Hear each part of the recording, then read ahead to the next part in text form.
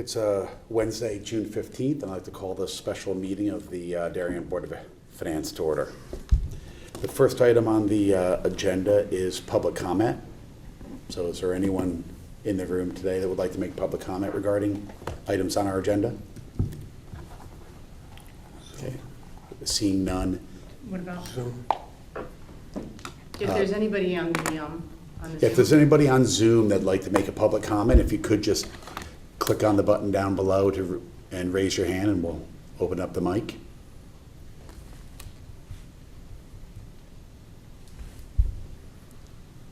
I don't see any. Okay.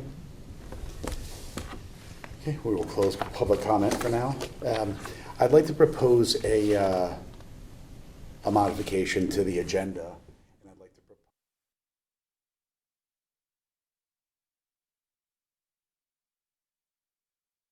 Okay, I'll take a motion to exit executive session and enter back into our regular meeting. Dan? Rob, seconded, all in favor? Okay, thank you. Okay, folks, the first item on the agenda today is going to be to discuss and take action on a resolution for the appropriation and bonding authorization for the purchase of Great Island in the amount of $103,465,000. As you're all aware of, the Board of Selectmen voted to approve this on Monday night.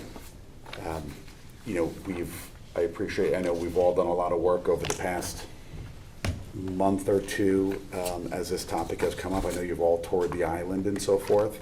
And I know that, you know, many of the committees have had questions. I know the Board of Selectmen obviously had their first meeting on this, went through a ton of the questions.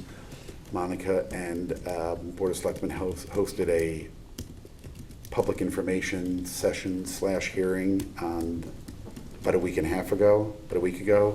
And they've had subsequent meetings there. So I guess at this point, what I'd like to do is, prior to getting into making a motion on this, if anyone has any questions that are outstanding, we do have Ed Gentile here, Monica, Wayne, and Jeremy and Kate to discuss anything, whether it be on the planning, zoning, legal, or financial side of things.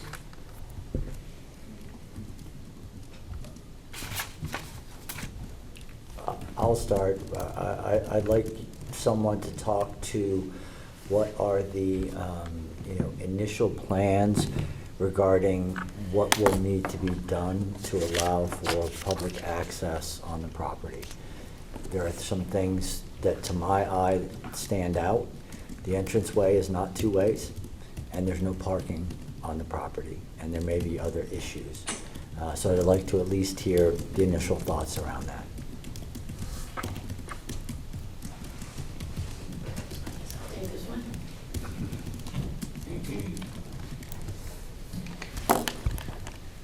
Hello, everyone. Monica McNally, your first selectman. Thanks for the question, David. So first of all, you know that there are tenants on the property, and our intention is to keep the tenants on the property until we have a plan in place for what we want to do.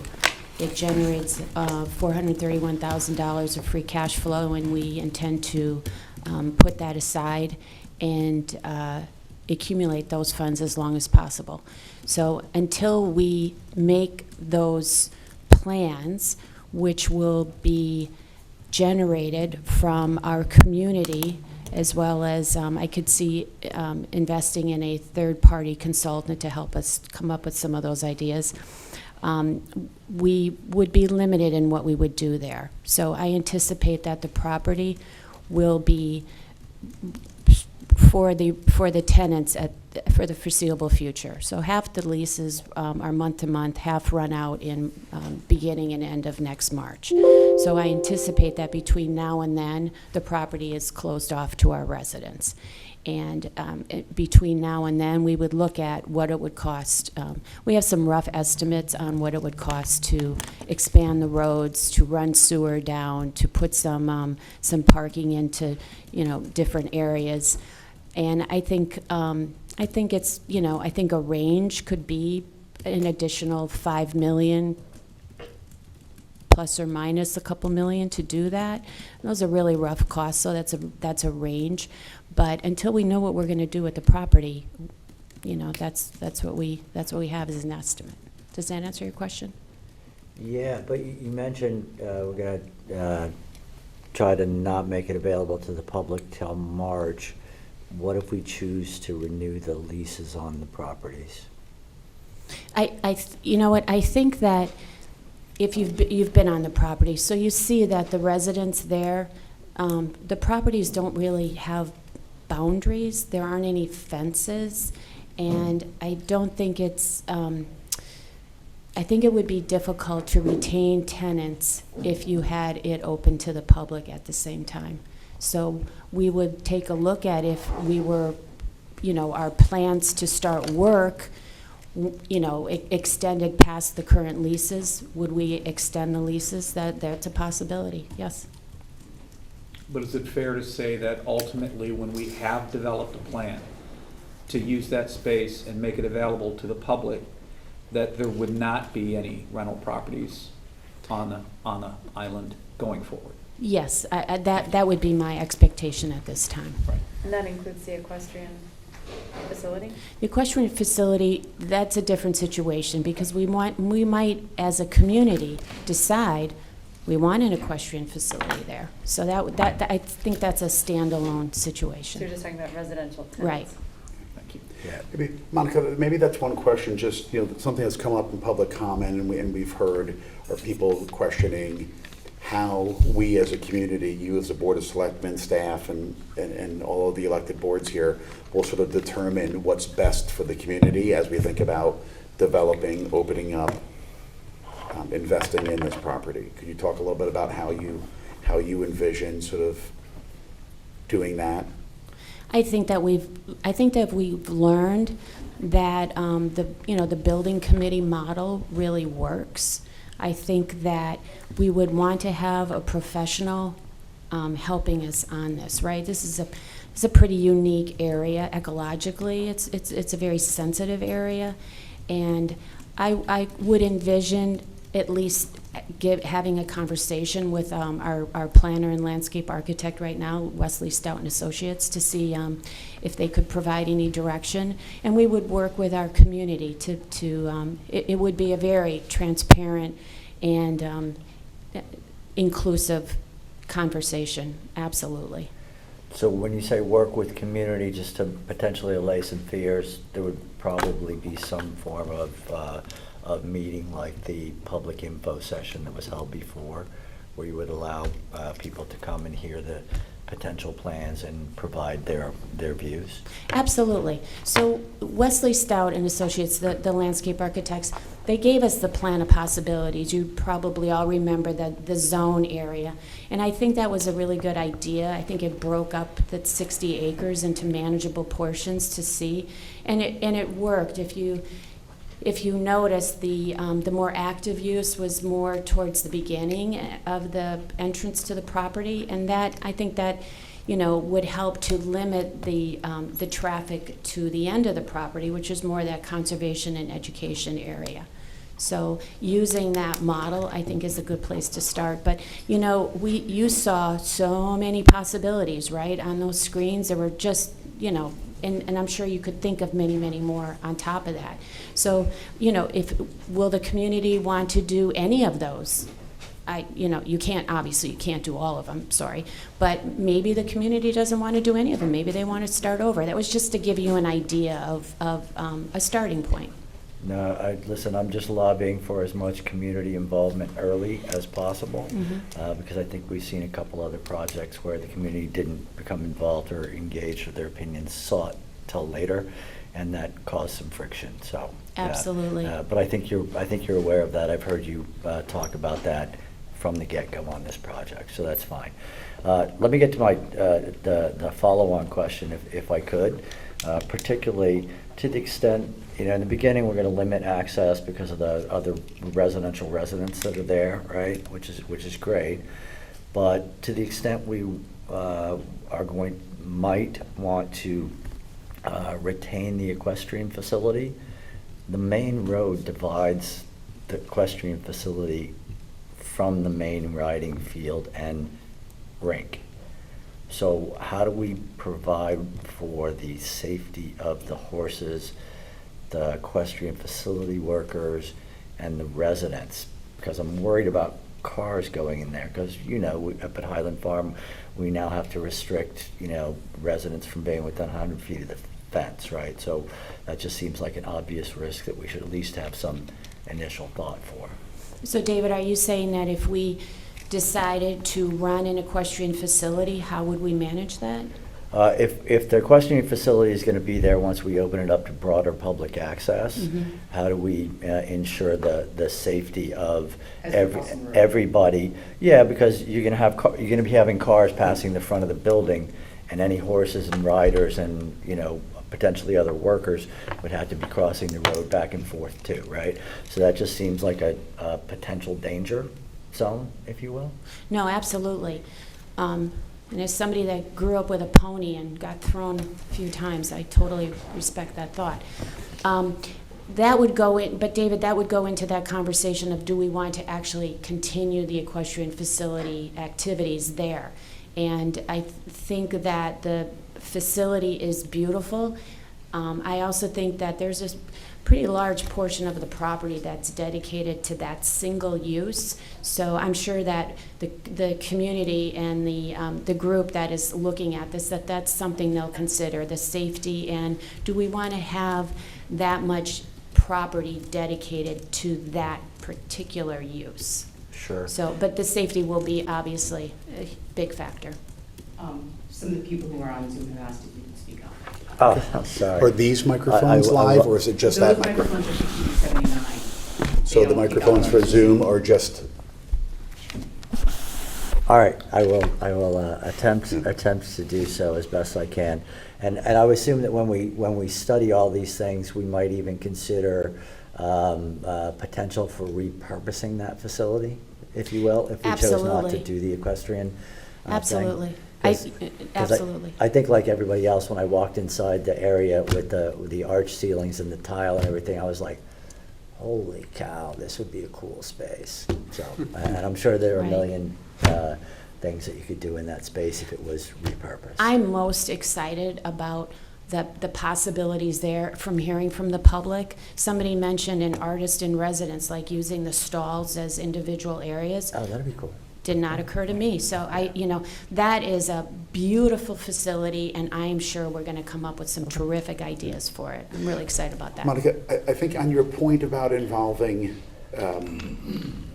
sort of professionals, advisors and so forth, when I think back to the building committees I've sat on, and I know we've all been on various committees, I do feel like our town, we've done a great job, I think, identifying, let's call it building committees, and getting the right people on, people that have both the time, the energy, the passion, and the skill set, if you will, for that specific topic. But I do think a lot of those items have also been very successful because we've had professionals, whether it be architects or design consultants and other things, working with us to sort of help, either, if you will, kind of jumpstart or kind of organize a lot of the community's thoughts in terms of what is possible, helping us solicit input back from the community and sort of organizing that into different types of scenarios. So I think certainly, while we're not up here like suggesting we spend more money, I do think we've acknowledged that even in the beginning of HHR and Oxbridge, having those consultants hired in the beginning to help us really organize our thoughts have all helped to sort of generate the best outcomes. I think it'll be money well spent. A two-part question regarding timing. Would you expect to initiate formal conversations with the public on potential uses of this property before or after closing, A? And then B, how long would you expect that period to last before making some decisions? Is that months? Is that 1 to 2 years? Have you thought of just framework around those two questions? I'd say it's somewhere between months and years, but this is one of those things where it's a really special piece of property. Like I said, ecologically, it's really, really, truly unique. So it's something that I think is going to take a little bit of thinking and a lot of input from the community. And and coming to some consensus on how we see that going forward. So in between that time frame. And then when would you expect to initiate that process? I will be starting looking into it before the closing. Thank you. And can I just circle back on the residential leases? Do they all expire at the end of February, or is there some stagger to them, or? They're, half are month to month, half expire in March. Okay. But the tenants that are there have indicated that they would like to stay. No, I got you, but the broader public should expect limited access at least until March. Right. Okay. Right. You will not, luckily you won't be paying, your taxes will not have gone up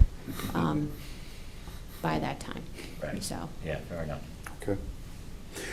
Well, Taylor? Can you walk us through I have it labeled pasted graphic, like the 5-year incremental tax analysis, like how that,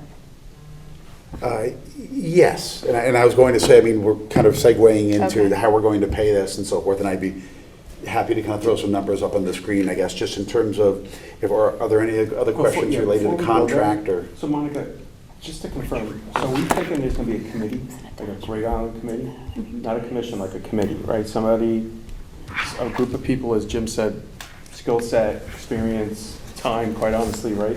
To look at this stuff. We're generally committed, we want to go that real, right? I think the conservancy model, I'm in the works on this one, okay? I think the conservancy model that Waveney has and that Greenwich Point, Todd's Point has, they're both worth looking into, and that's what we are currently doing. One is more, Waveney is more the actual property. They're more oriented towards improvements on that. And the Greenwich Point Conservancy focuses a little bit more on the actual structures. So I can envision a model that incorporates both of them. So, going forward, I will have more answers for you on that. Okay. Yeah, talking, sorry, to somebody on the Board of Finance in New Canaan, really high praise for the New Canaan Conservatory, like, works well. And my mind kind of thinks about that, about Right. us using in that same direction. But it's kind of that first lift, is maybe David just said, right? Getting us off the ground, there's gonna be a lot of folks who are just kind of throwing ideas, we should use this and that. So I don't want department heads, if I want to call it that, overwhelmed with all the requests that people are gonna get, No, right? I But at the think- same time, being transparent Right. and opening it up to the public, as you said well and Dan said well. Right. I think the New Canaan model, they have a formal contract. It's any projects they have are approved by their Park and Rec Commission and their Board of Selectmen. So some, collaboration with a larger group. Absolutely. You need that. You need that with this property, right? Just in It's terms of 60 acres. one programming note here, Kate, correct me if I'm wrong. If people are dialed into Zoom, well, you have a limited ability to hear us just because there's not as many microphones. If you're listening on channel 79, either on TV or via YouTube, you're going to be able to hear all the various microphones, albeit a 5, 10, or 15-second delay. So I would just tell everyone, you may want to be listening and watching on channel 79 or YouTube because you can hear us better. Jim, is this live? That is on That's channel not what she 79, said. but Oh, not on sorry Zoom. about that. But we'll get this fixed up as we move forward. So are there any other questions regarding sort of operations, contract, or things like that? Or I could move on to some of the financial discussion. I guess I've asked a question in the past about restrictions on what we can do with the property. Are there restrictions about, let's say we wanted to have a tenant that was a for-profit entity on the property? Is there any restriction about that? That would impact your bonding decision, but we would go before planning and zoning for any adjustments to the zoning regs. So that would require. So right now, it would not be allowed. It's No. a residential zone, so right now, you're correct. Right.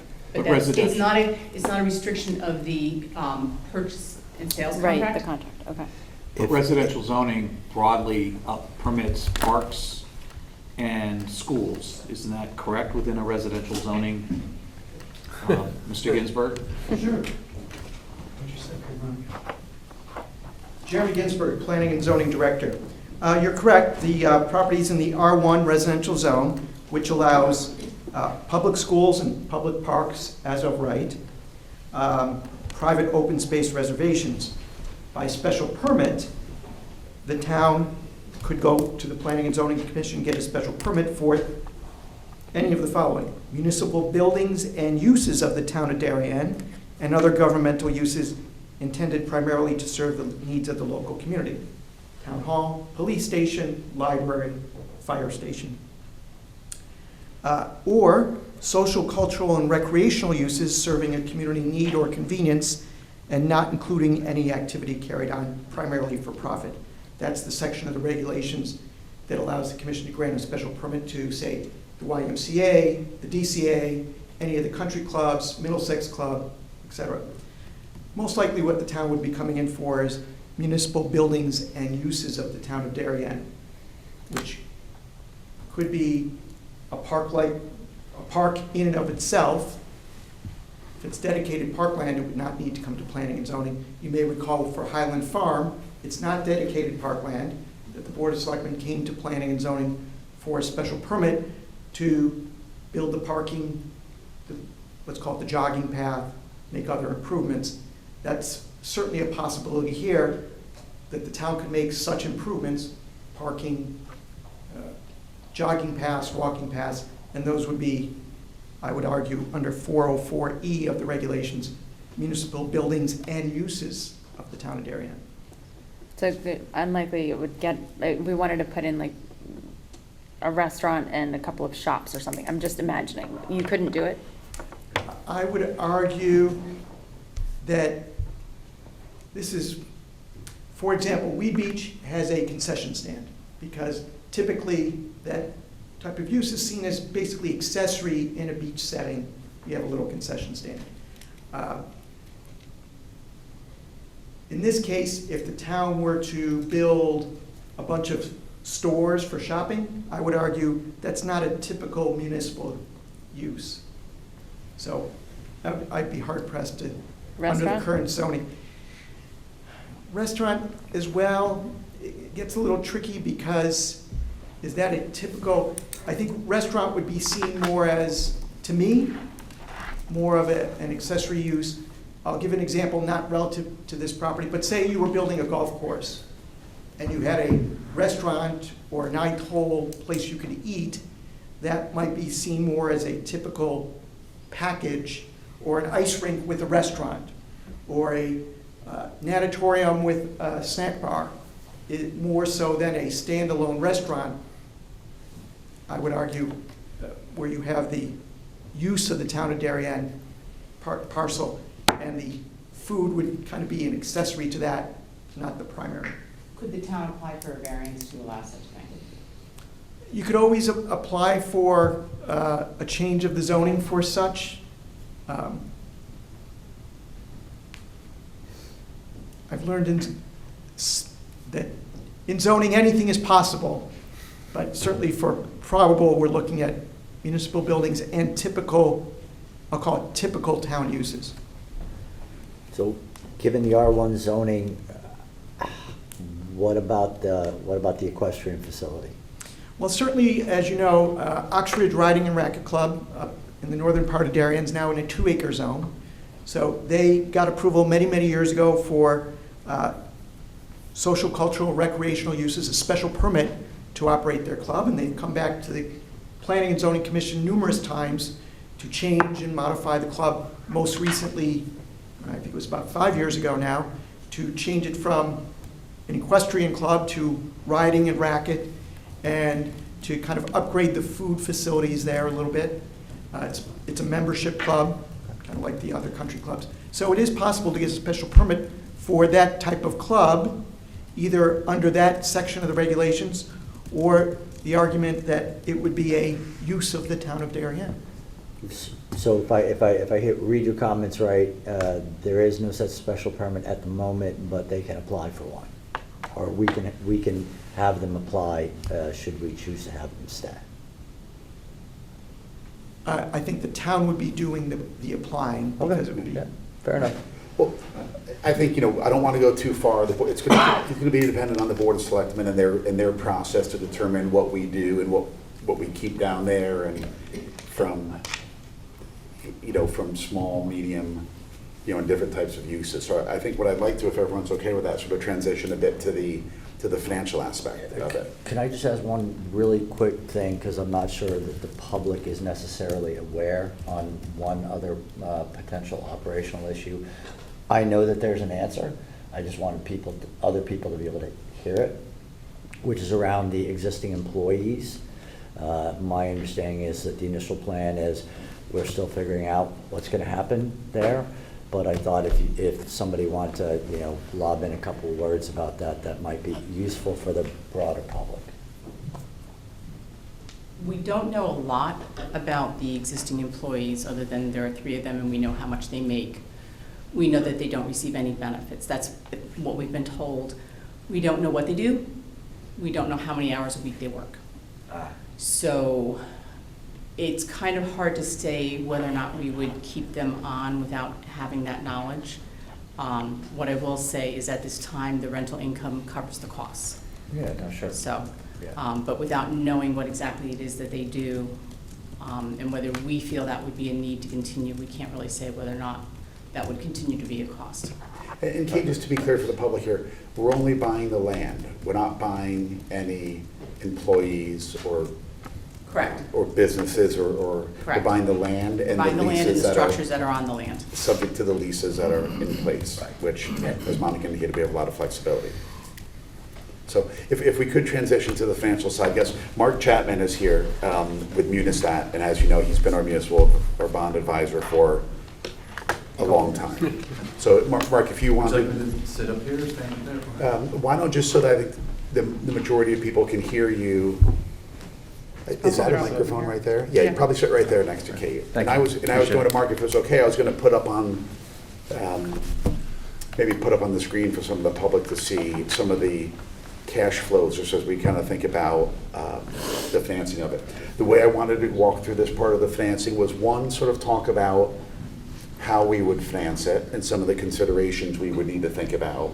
And then the second part would be to look at what the effect would be on some of our taxpayers. And as you know, we've run some pro forma adjustments in terms of how this would affect taxes, along with other known items that we have.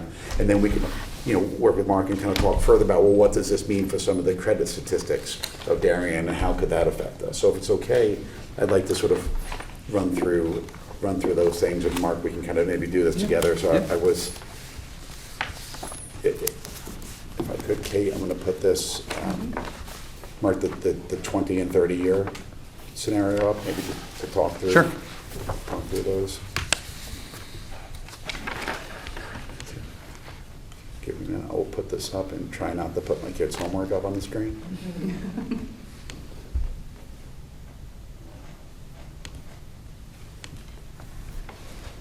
I can see it that far. Is that the best first page to start at, or? Sure, yeah. You would like me to kick it off? Okay. Yeah. Sure. Actually, if you want to go back, we can just talk about the assumptions. If people have concerns, questions about assumptions. I think that I've had some questions about what interest rates are being used in the projections and those kinds of things. So if you could sort of educate the public, because I think all of us watch the Treasury market, but not many of us watch the muni market. So understanding where, general, AAA rates are for the 20 or 30 year that we're potentially considering, that might be useful for people to understand, that versus the rates that we use in the projections. Sure. So from an interest rate perspective, these are as of June 2nd. Obviously, things have changed since even June 2nd. Yesterday, there was a big market sell-off from municipal. Typically, municipal rates follow the Treasury. There has been time in history where they've bifurcated, but typically, if you follow the 10-year, you kind of get an idea, okay, municipal rates are going up as well or down, depending on the year, on the time. So we made some assumptions because we wouldn't be borrowing or permanently financing this for a couple of years. There's a, you have to make some assumptions in regards to where rates might be going. There's no guarantees. If I really knew that, I might be buying the island myself. But we do make some assumptions, and it's safe to say the rates are going to go up. We try to be conservative with that. And we use the numbers from June 2nd. Yesterday they all went up 25 basis points with the assumption that the feds were going to go from, instead of 50 basis points to 75, which they did today. We're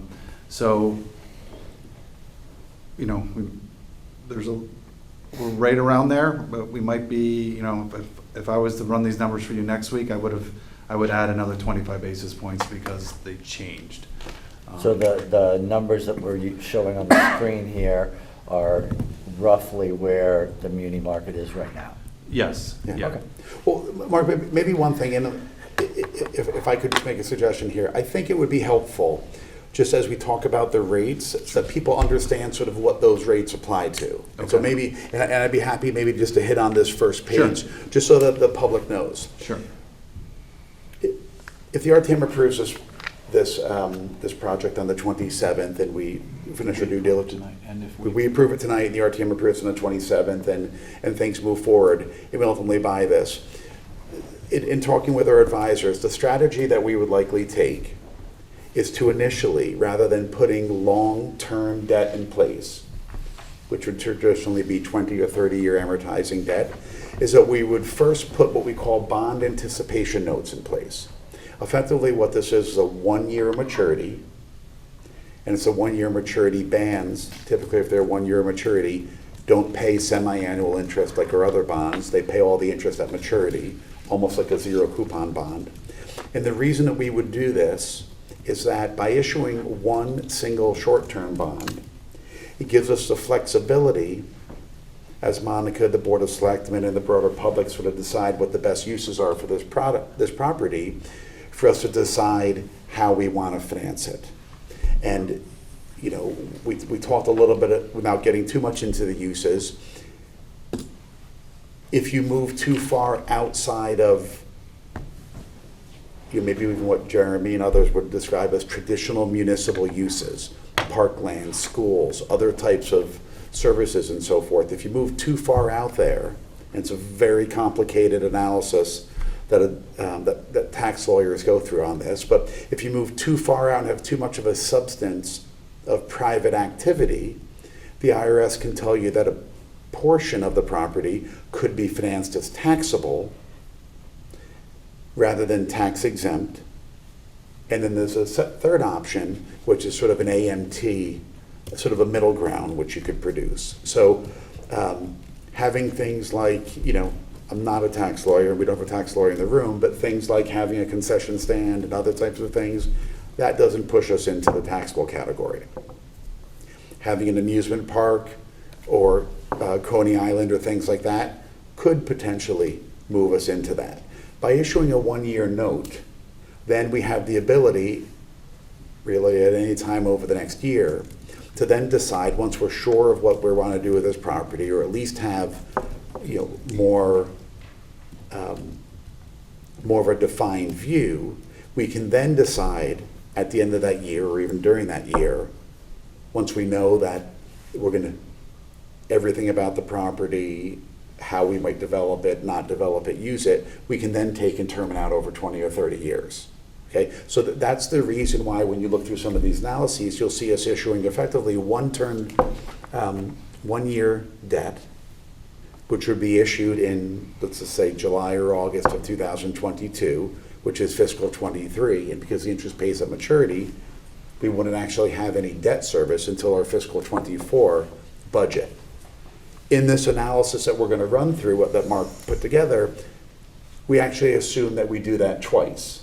We issue one bond anticipation note in July of 23, and then in July of 24, we pay the interest on that, a few $1 million, and then issue another bond anticipation note for another year that matures in July of 25, if you will, and then Mark put in place a 30-year amortizing, in this case, level debt service principal.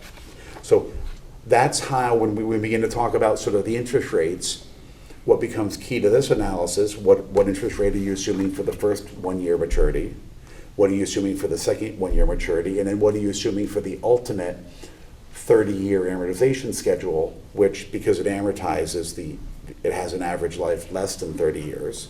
And so I just thought that was helpful, maybe, as you begin to now talk about what the rate assumptions are that you're using. Just to clarify something, I think you said, or at least I heard, the first note would be issued in July of '22, which is our fiscal '23. Correct. And the second note would be issued a year later in July of '23, which happens to be our fiscal '24.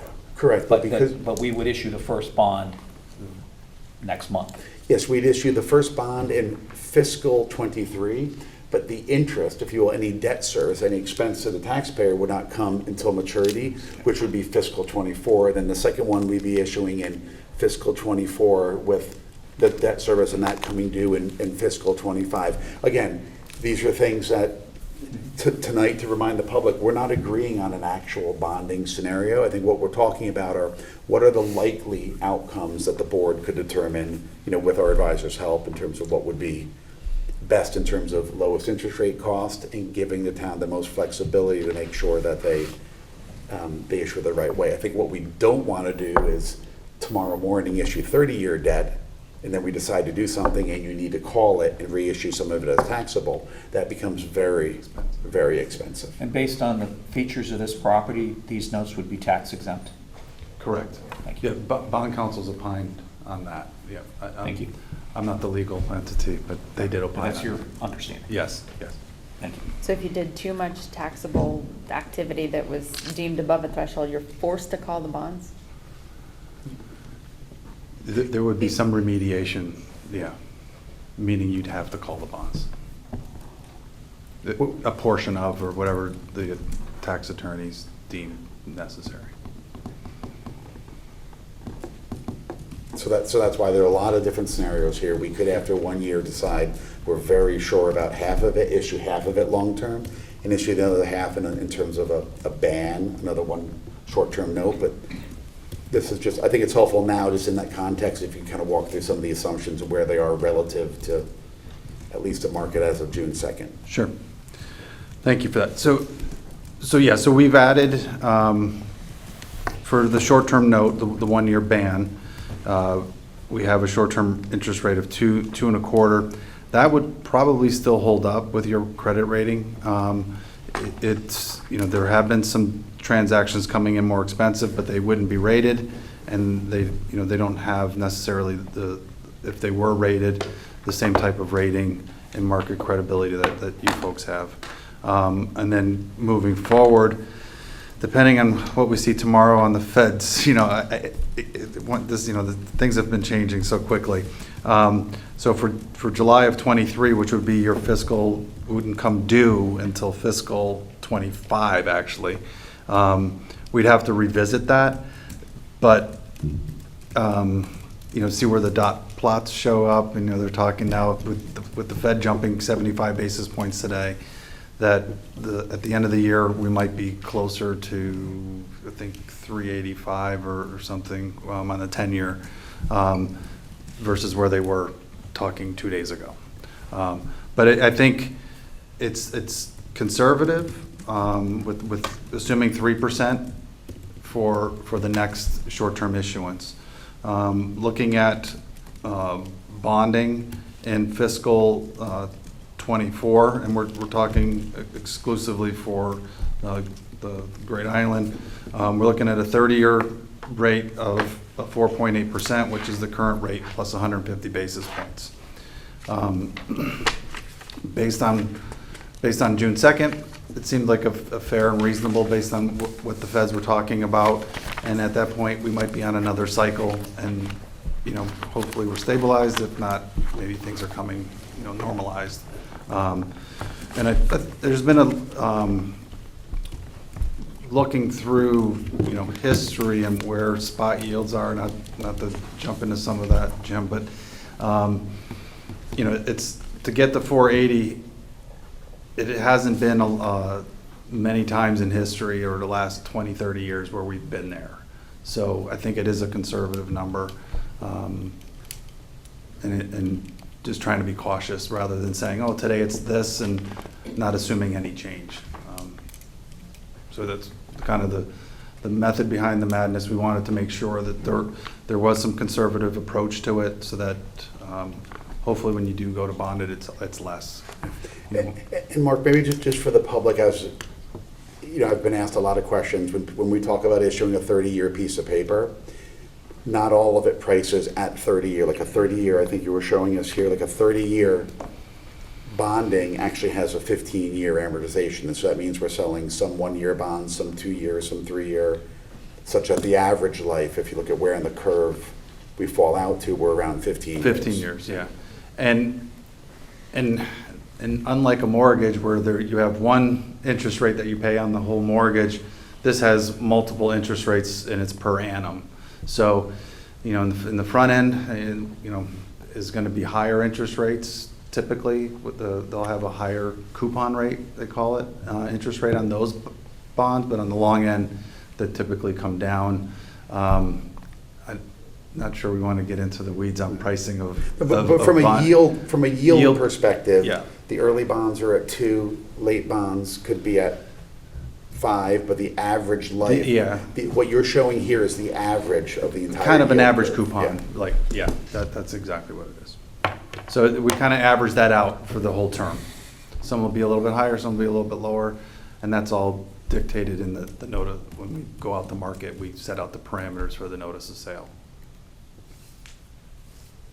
Okay, so in terms of what you're assuming here, like when we're looking at this, 50 basis points higher for this first issuance, 125 above kind of current market rates, and then either 125 or 150 basis points above today's rate for something that we would issue either a year or 2 or 3 years from now. Yes.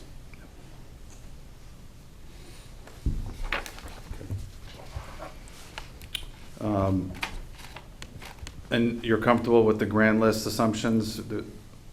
I think those were conservative as well. That kind of goes all into the math of this, and when you factored into your mill rate discussion.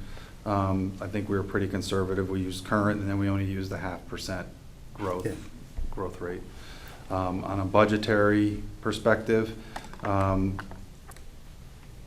anything after we use 3.5% increase, just as a talking to Jen and Kate in regards to that, moving out past, you know, future years, just to kind of give you a gauge when we get into the carrying cost discussion. Yeah, and I think in terms of the grand list, I think what we've traditionally seen are, you know, excluding sort of large projects and so forth, we've seen between 50 basis points and 100 basis points of growth in the grand list as a result of kind of normal residential development, as I refer to it, like pools and kitchens. Right. Especially in the last couple of years. Yeah, but we're, you know, once again, we're trying to be conservative. You know, we don't want to I wouldn't recommend you putting in a 5% growth rate, right? Because if you look at it over 10 years or how many years you want to look, it probably wasn't that number. So we try to be conservative in those assumptions. Jim, what'd you say the historical rate was on the increase on the grand list last couple of years? Ignoring revaluations, it's been between 0.5% and 1%. Obviously, revaluations sort of either move up the entire grand list or move it down, but it doesn't sort of affect the actual cash taxes that they pay. A growing grand list does take the total taxes and spread it out over more people, and therefore sort of offsets operating expense increases. Okay, thanks.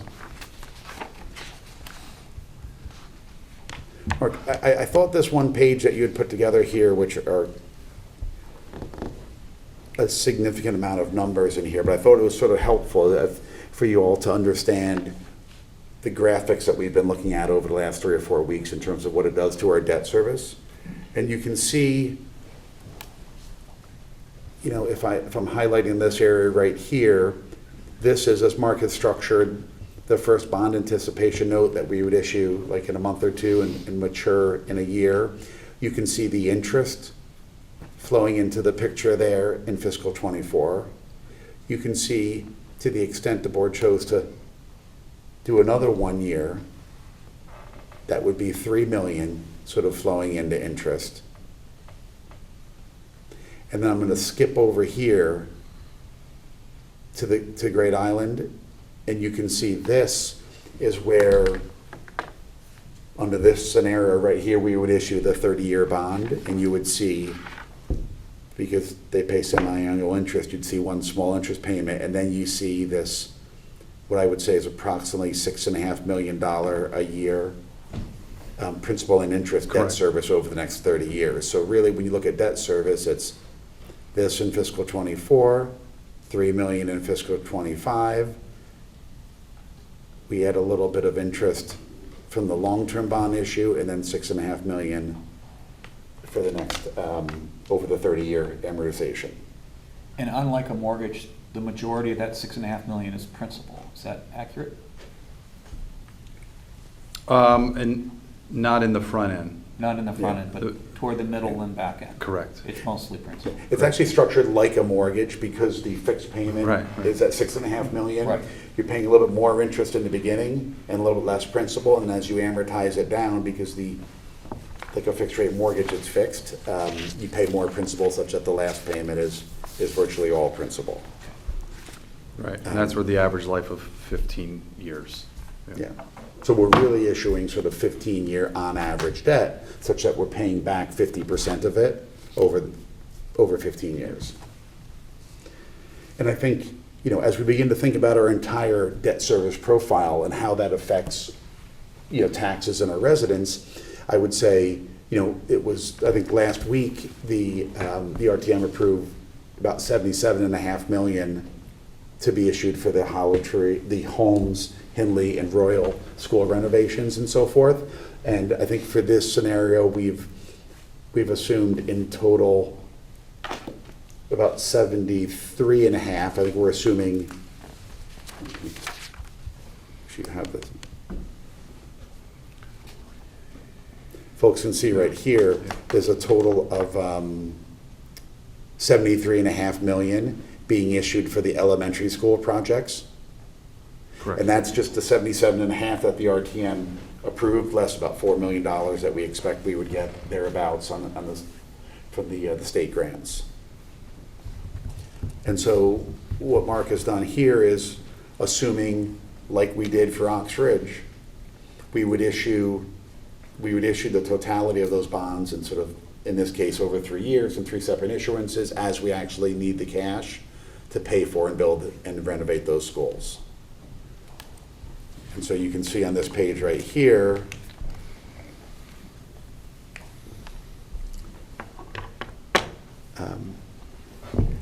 this is the first issuance right here, which you can see is assuming to occur in July of '23, which is technically fiscal '24. Here's the second issuance, which is basically identical, except you can see that Mark's assuming a little bit higher of an interest rate, going from 440 to 465. And then here's the third issuance. So you can see here 1, 2, 3 different $24.5 million issuances to cover that cost. And then the last piece, albeit small, that is built into here is, as you know, we have about $4 million of approved but not yet funded projects that we approved as part of the last, I guess, 2 budgets, which include paving, which include, I think, one of the roofs, which include the track and a few other things, about $4 million of additional bonding. And just so everybody knows, since we are uncertain on exactly what initial capital there may need to be, or when it may be, that's not specifically included here at this time. Because it's to be determined what that might be. Okay.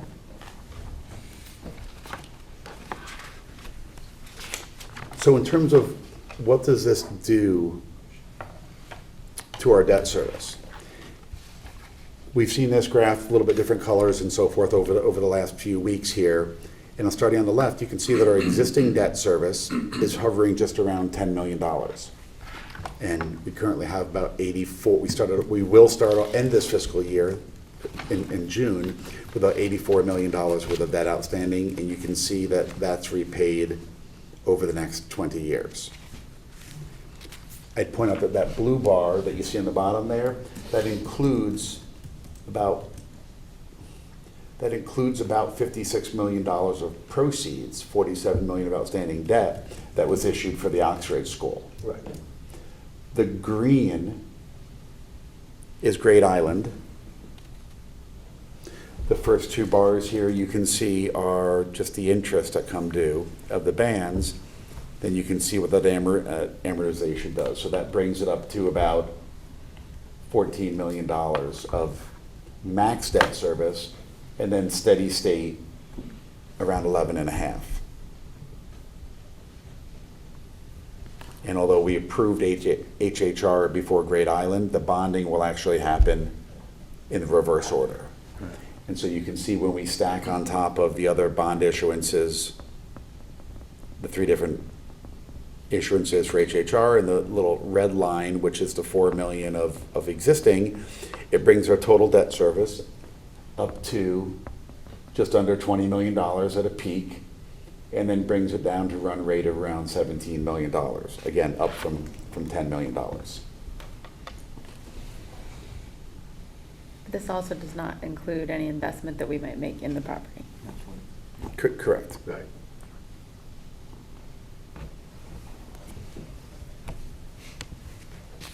So Mark, are there other pages that we think? Maybe the carrying charge, so like budget, if the budget, if you're, so that would Yes. be, I think, the page 10. Yep. Yeah.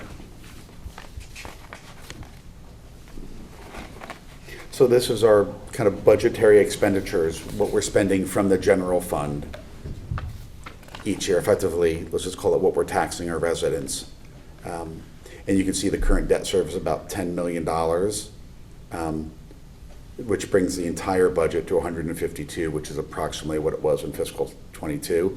So we're at about 6.7% under these scenarios and these interest rates and these assumptions, and excluding what type of development costs we may do, it would bring us up to around 10.5% as a percentage of the overall budget. And then in 10 years have us back down to a tad under 8%. Obviously, there are assumptions in all of these, right? And you can see here that the budgetary expenditures we're assuming grow, and there are certain assumptions made in there, and those, I think we can almost guarantee, will not be exactly what we've assumed. Yeah. But the debt service, there may well be additional debt for other projects that may come up, but you can see, I think, as you think about this from an overall expenditures, are we using too much of our tax dollars on debt service and capital projects? It goes from 6 to 10 and back down to 7. Could you also speak on page 9, at overall debt related to our grant list? Just the debt burden, that's it. Yeah. The same thing, where it is and where it's going, and then where it will be back in 10 years. And Mark, maybe if you want to talk to this, because there are certain financial metrics that investors and are commonplace in our offering memorandums, and then there are other metrics that the rating agencies rely on. Correct. So the debt burden or full value is this, the percentage rate that the investment community looks at, and actually Moody's will look at that as well. So currently you're roughly 0.7% of your grand list, your debt, which is low.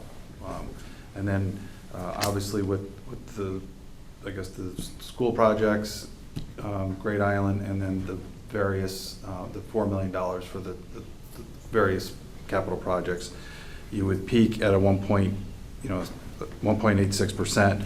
Once again, we've used an assumption for the taxable grand list with a modest 0.5% growth. and we had, we have the assumptions with the interest rates, but basically it's taking this is only taken into the principal. It's not looking at debt service because they're talking about your pay down rate and all those things. But you would peak out in '26 and then start coming back down in more of a normalized.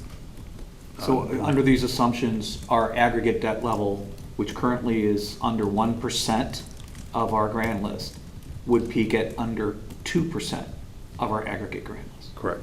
And then come back down into the mid 1.5%. 1.5, yeah, and I could have run this out That's- further, but yeah. Well, I guess the one thing I would clarify is, I think that number is of the full value, right? Yeah. Correct. Full So whereas the appraised value of all of our real estate is 12.3 million, the actual grand list, which is 70% of that, is around 8.5. So what we're saying is, just in terms of. On market value. The market Market value. Appraised value, Yeah. yeah. And as Mark said, this assumes about 0.5% growth. This doesn't include two important things.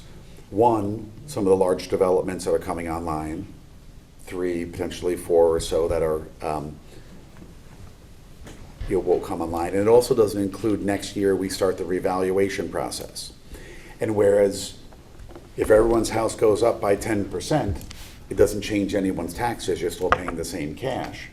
But in terms of a credit metric like this, when you look at our outstanding debt versus the market value of all the taxable property in town, that would obviously go down. Correct. And Mark, does Moody's use this debt burden They do. ratio? They do, And yeah. is there a threshold for the AAA rating that they look at? Yes, so they have we want to get into the whole scorecard methodology of it. No, you don't have to do the whole Okay. scorecard. I was unfamiliar with this particular Yeah, aspect. it's 0.75% is, Okay. so they rank it, it's like golf, lower the score, the better the rating. Not my golf game, but other people's golf games. So under 0.75, you would grade out, as we talked about, the higher, you would have the highest. Right. But it's only 5% of the total methodology. Yeah, fair enough. Yeah. Yeah. For people that haven't seen it, there are like 18 different criteria in the Correct. Moody's box. So each one is only a small portion of what the weighted average number would be that gets them to a rating. Correct. So one anomaly doesn't necessarily mean it would harm, I guess, your credit rating.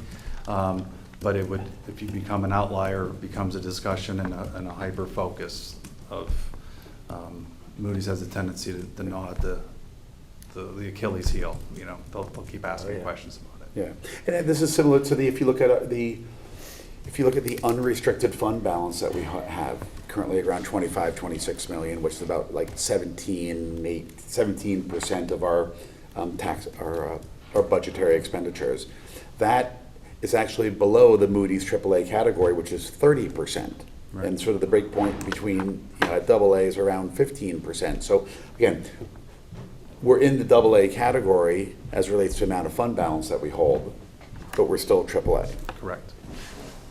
Mark, you said there's roughly 18 factors on that score sheet, if you want to call it that. Does any portion carry more weight than another one?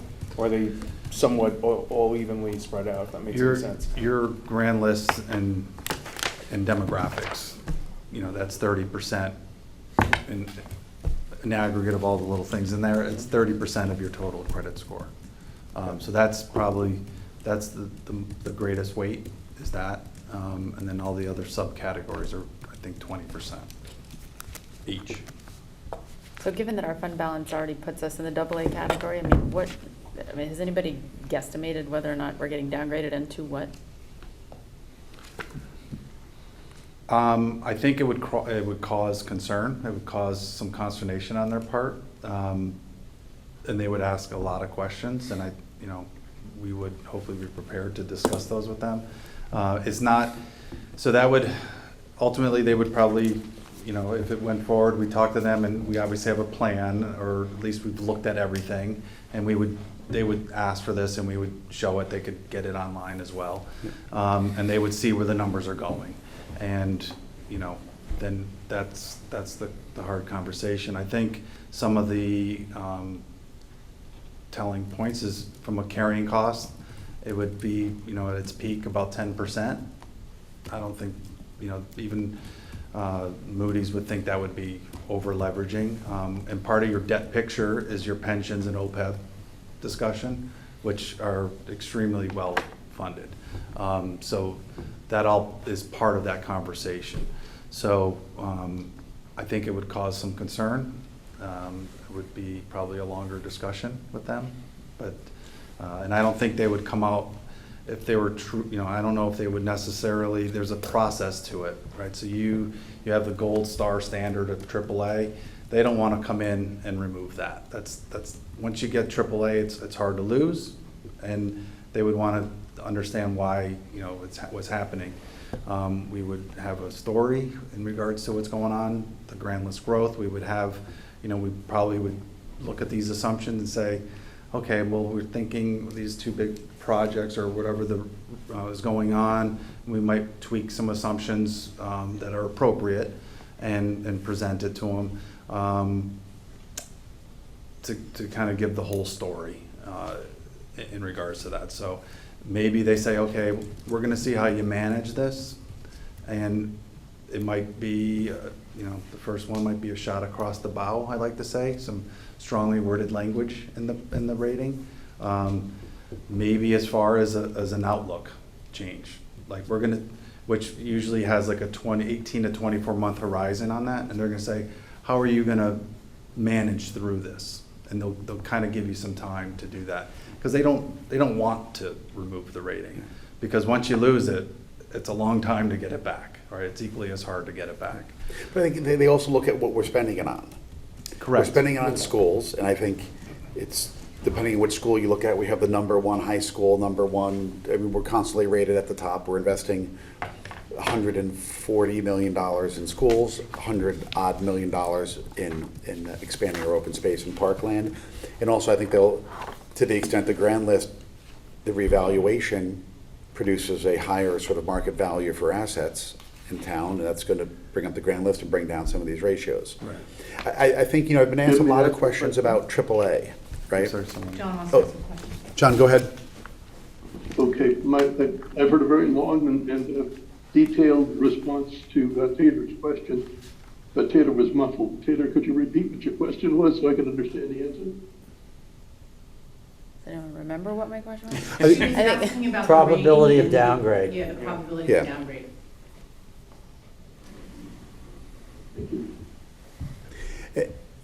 And I guess just one question I always ask as I think about the AAA, I mean, it's great. You know, it's not just something that the reason we strive for a AAA, and I think the important thing about a rating is, what's most important for municipality is to have access and cost-effective access to the capital markets, to be able to raise money, to spread our capital costs, such as schools and so forth, over 20 years. And I guess, Mark, do you want to talk a little bit about if, you know, Moody's were to take an action 1, 2, 3 years from now, what does that mean in terms of a municipality's access to capital markets, whether it's rated AAA, AA1, AA2, sort of inside Connecticut in a town like this? Does that affect our access and or the cost of access?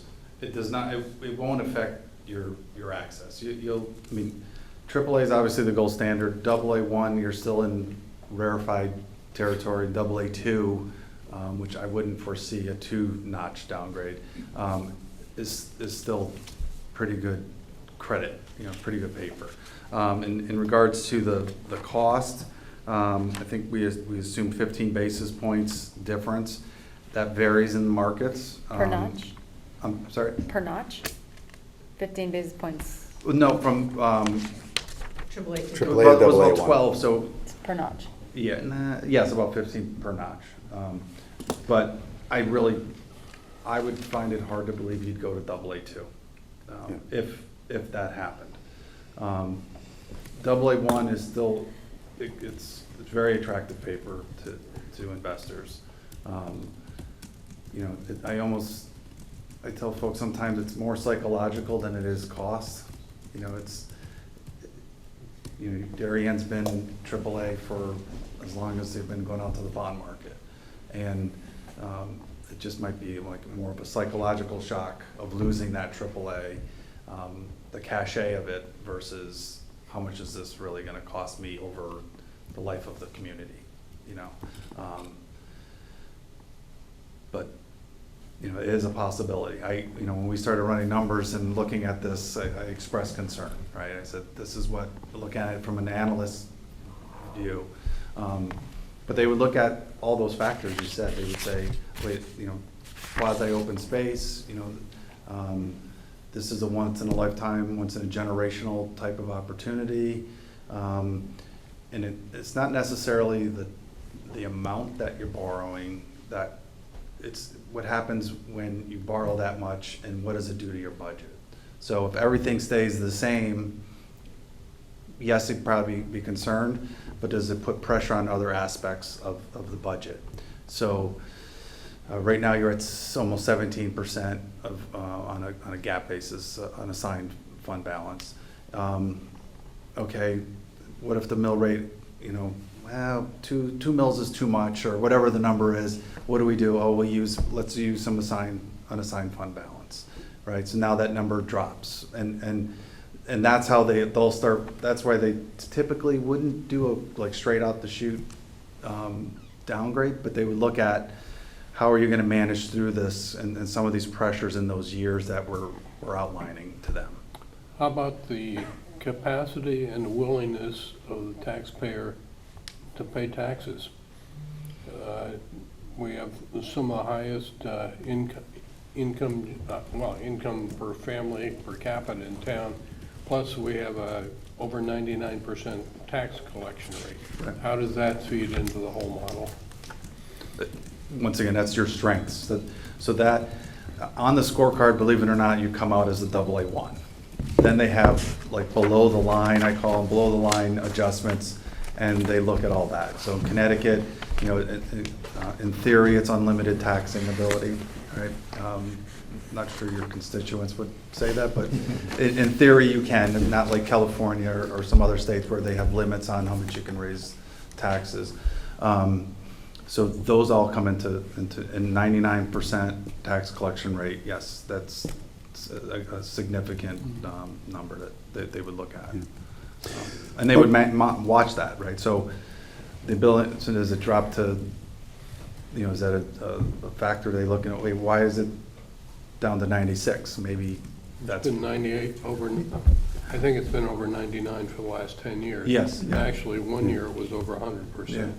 But I mean, if they look, if in a couple of years from now, you know, and they see things, go, you know, they might start putting, you know, one and one together type of Yeah. thing. I mean, I think even during COVID, if you will, it's times to stress there was no drop. There was a slight delay, of which the part of that was statutorial in terms of us being able to grant taxpayers Yeah. additional 60 to 90 days to pay, but I think we saw no sort of material drop. I guess maybe before we talk, I think it is important to talk about what the effect is on the taxpayer. I think we'd like to talk about that a little bit, but maybe before we do, one of the questions I've been asked is, does this bonding going up to $236 million in terms of capping out there, does that somehow limit our ability to bond? Certainly talking to Jen and Kate and through this, you know, there are statutory limits by which the state of Connecticut will cap the amount of a municipality can borrow, and those are based on largely on your grand list and other items. I would say even after this, we still have, you know, hundreds of millions of dollars of bonding capacity to deal with schools. The capacity limits are laid out between, I think, sewer, between public and town uses, and between schools. I think you had done. Yes, so, you know, I was asked to do it for June 22, but it's based on your tax collection rate. So it was roughly 140 million, and then they multiply it by 7 is for the max. So we're at like 980. I don't know if you have the appetite for $980 million worth of debt. And then it's broken down by purposes. So general purpose, or for the town, that number would be 316 million. So it's after Great Island, you would still have 190 million capacity to borrow. from a statutorial perspective. For town uses. For town use. For the schools, we would be, well, we're going to be paying off debt moving forward, but before we get into issuance for the 3 elementary schools, you'd have capacity for roughly 560 million of more schools if you so choose to. Yeah. Once again, this is all statutorial, it's not rating and analysis or anything. And then if we got into sewers, you'd have 524 million capacity as of June 30th. So the other ones are urban renewal and past pension. I don't see you historically having used. So I think, the question was, does any of this prohibit our ability to deal with unexpected investments that we would need to make in any of our educational or public service utilities? And I think the answer is not even close. No. So I think what I'd like to do is, I worked with John and to prepare sort of a slide that showed what the incremental effect on taxes would be to various types of homeowners, property owners. And I've updated that a little bit and wanted to I thought it'd be helpful to kind of run through. Thought it'd be helpful for the public to see and for us to kind of talk about, so we know what the effect of this bonding and everything that we've been talking about is on the taxpayer. So if everyone can see that. John, can you see that? I can. Okay, so folks, and I appreciate, I've talked with some of you about this, and you've all given me sort of good input and ideas around this, and I want to be crystal clear. This is a scenario of what could happen based on certain assumptions that we're making. And I can tell you, sitting up here, I have neither a crystal ball or a magic wand in terms of being able to tell exactly what's going to happen. But I think what we're trying to do is show what are the incremental effects of this $103 million that the Board of Selectmen just approved and we're going to vote on tonight. What would that do to taxes and the average homeowner? So this is an expanded version of what we looked at last Thursday night. And so I'll start from the top here. And we're going to look at these two columns, if you can see my mouse moving here. We're going to look at a $1.22 million home, which is the median, not the average, the median residential home in Darien. And we're going to look at a $3 million home, both of which are assessed at 70% of the market value, okay? Based on the budget we all just approved a few months ago, and based on the $8.7 billion, what I call the adjusted grand list, which is backed by about $12.5 billion worth of market value real estate, we have a mill rate that we just set for 17.23 that will produce for the median homeowner $14,722 in annual taxes.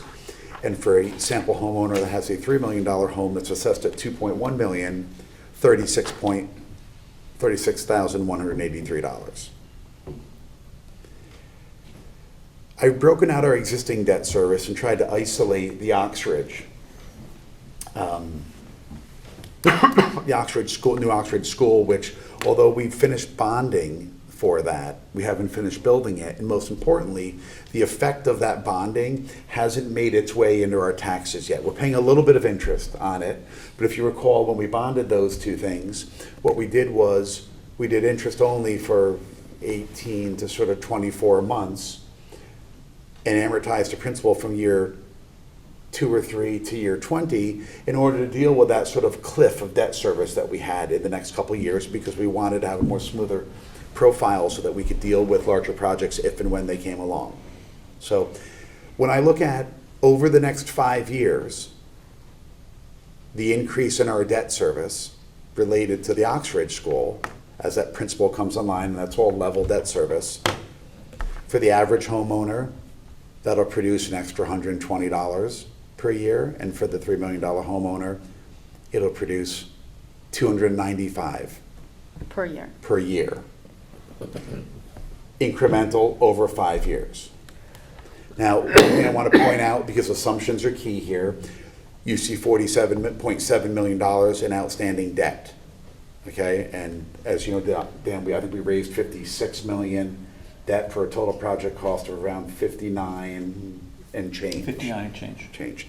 So the reason you see just under $48 million of debt is in connection with doing that. In order for us to sort of minimize our cost of borrowing, we structured it with some premium coupons in the front where we had a total premium of about 13–14%, but the amount of principal that's outstanding for the Oxford School is 47, even though we've raised about 56 million in total proceeds, okay? I stacked on top of that, and then added in $4 million of the incremental Board of Selectmen and Board of Ed projects that have been coming around. And you can see, based on the assumptions that Mark built in, which are, 25 to 50 to 150 basis points above current market, that's an incremental $30.75 for the two different sample homes. Per When- year. Over 5 years.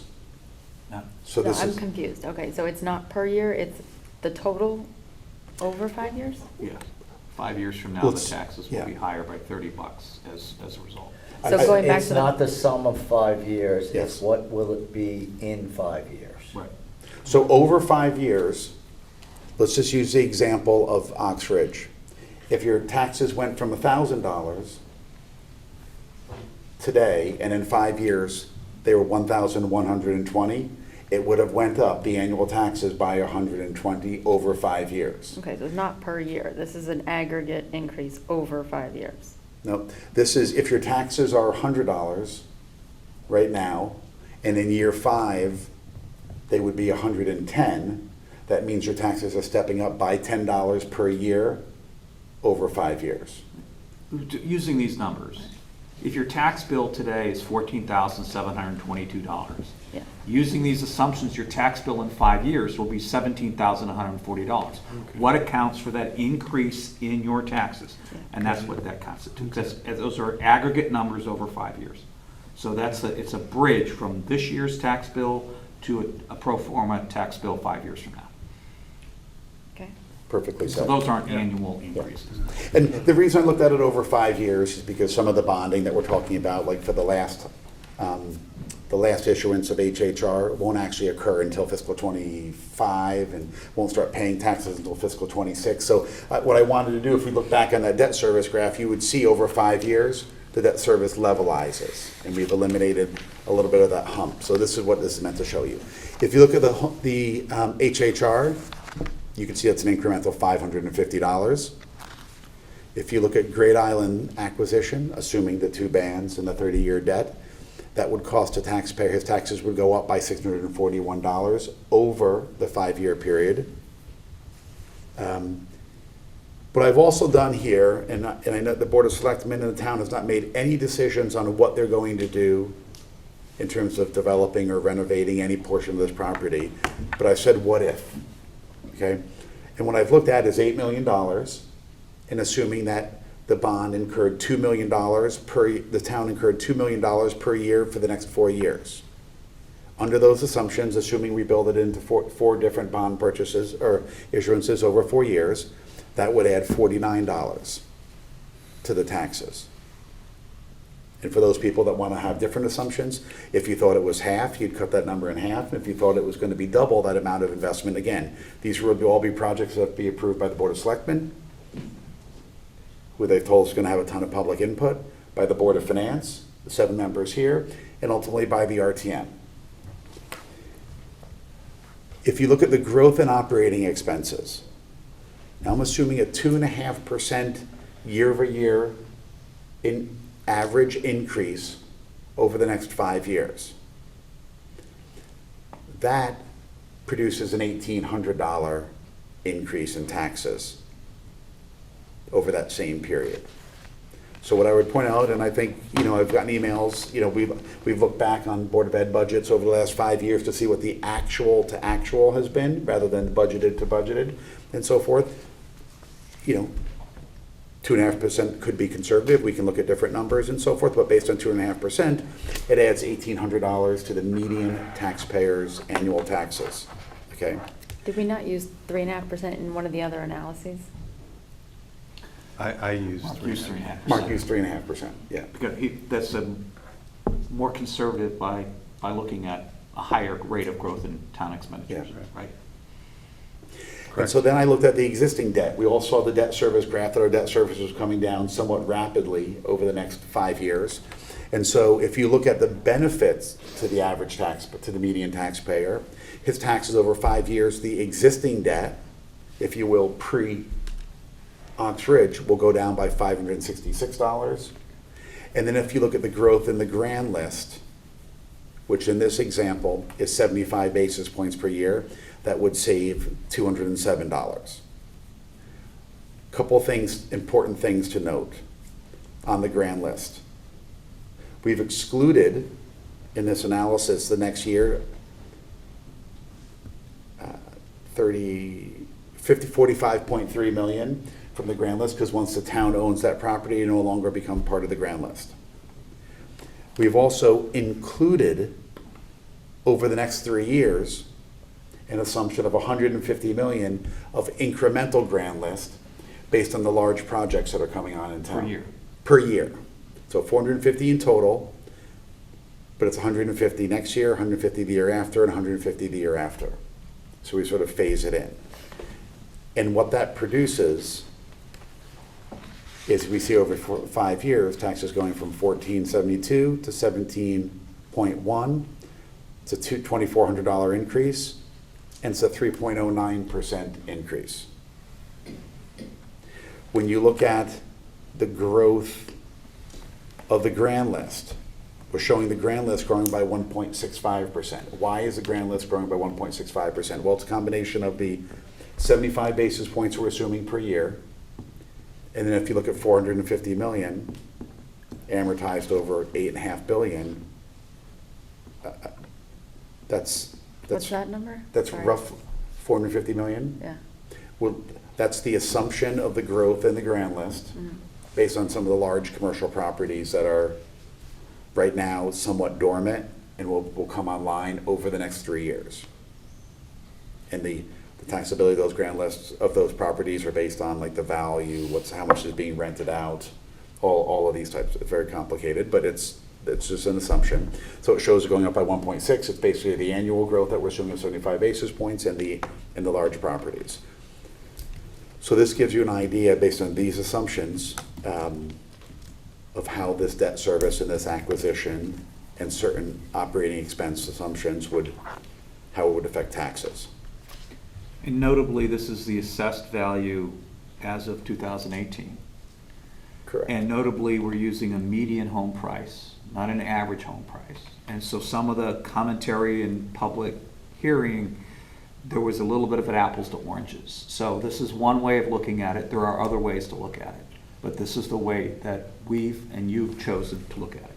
Correct. And so this median home price, as I indicated here, it's from the 2018 revaluation. So when people talk about, well, the average home that sold in the last 12 months is much higher than that, well, that's based on homes that have sold, and that's based on the market value today in 2022, as opposed to what the market value was back in 2018. Right. And as I pointed out before, if there's revaluation when it comes, if every house goes up by 10% exactly, then the grand list will go up by 10%, but it won't affect taxes. Has the grand list ever gone down? I think it may have Yes. back, let's see, Oh, wait. 08, yeah, I think 08 it did. Following the crisis, the revaluations were, right, 23, 18, 13, and And 8, Yeah. That's right. So- October 2008. It was, I only went back 10 years from the last prospectus, but it was 8.8, the net taxable grand list was 8.9 billion, and as of 10/1/12, the next year went to 8.3, and it's been growing since. And did So- we run any analyses of what would happen even if we just assumed flat grand list for 5 years? What does this look like? It doesn't change. The only thing you can see No, right no. here, if you look at all the incremental changes, things driving the change from 14,000 to 17,000, the 75 basis point increase in the grand list offsets the spending increases by $200. So if it only increases by 50 basis points, you would see that homeowner's tax pay basis would go up, it'd be an additional $70. So specifically to your question, Taylor, if the grand list doesn't grow at all, Yeah. the number that's shown on the screen would be $200 higher. Yeah. Right, because the taxes payable doesn't It change. seems like it should have a The mill rate bigger- would change. Pretty easy. The mill rate would Well, change. that's what I'm But the really tax- but the- concerned about. But the cash taxes people are paying This is- doesn't change. Yeah, and let's differentiate on the mill rate between the grand list, between the grand list growing, which just means every property became more value, versus the grand list expanding, which means more properties or individual properties being developed. So I kind of differentiate development just between, from sort of a rising tide that has lifted all home values. In theory, the revaluation should not change the amount of taxes raised. It's the other things, like Jim said, the growth, the addition of new properties to the grand list and things that happen in the budget, that would change it. Yes, or in terms of purchasing Great Island, the grand list will go down by $45.3 million. So that case, that sort of has an upward driving effect. So this is an analysis. I'm sure among the 7 of us, we could come up with 500 different scenarios between all the variables. But this was meant to be one analysis to give folks an idea of what it could look like. I'm pretty comfortable with this, Jim. I'd say the only thing would be, we probably don't have over 4 or 5 years other capital, if you want to call it that, but when you look at the $8 million spent on the improvement, that's $49, right, to our $1.2 million house. So how much more would it be, right? If you had 16 million, it's another $100 of just other capital, if you want to throw it out there.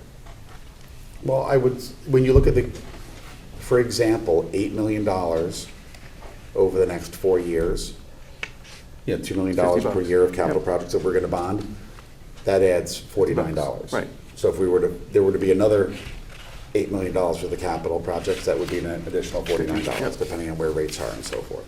And I actually doubled it to 16, so there's Yeah. your $100. And this doesn't assume any contribution from private sources to that 8 million. Right. This was the town's share of whatever improvements are made. Correct. And it's just an assumption, Yeah. not presuming anything as to what will actually be done. Yes, I had a lot of feedback in terms of people wanted to see what could the effect be, so Yeah. we built something into there. And I think what I'd add is, you think about other capital projects, I know certainly the Board of Ed, and I know in connection with the HHR project, there were a lot of different capital projects in those schools that were sort of brought forward into this larger project to try to realize the efficiencies of scale and so forth. Some were actually delayed and some were brought forward in order to maximize the efficiency of that project.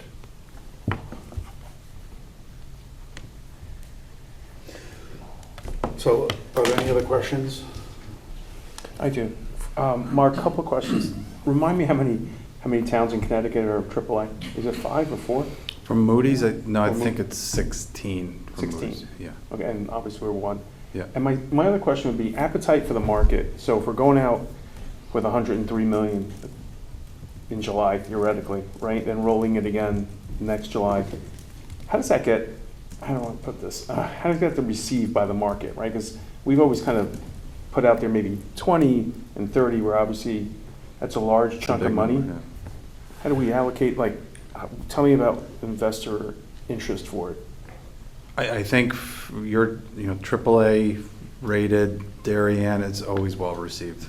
Historically, it's been very well received in the market. Investors look at it and they go, it's a 1 year, I'm going to get Right. probably close to 3. And based on what's going on with interest rates, doesn't anybody really want to lock in for 30 right now, right? If rates are going to keep going up. So they would, okay, at least I know with Darien, I can hide my 100 million and get my 2.5% and not worry about the stock market going up and down.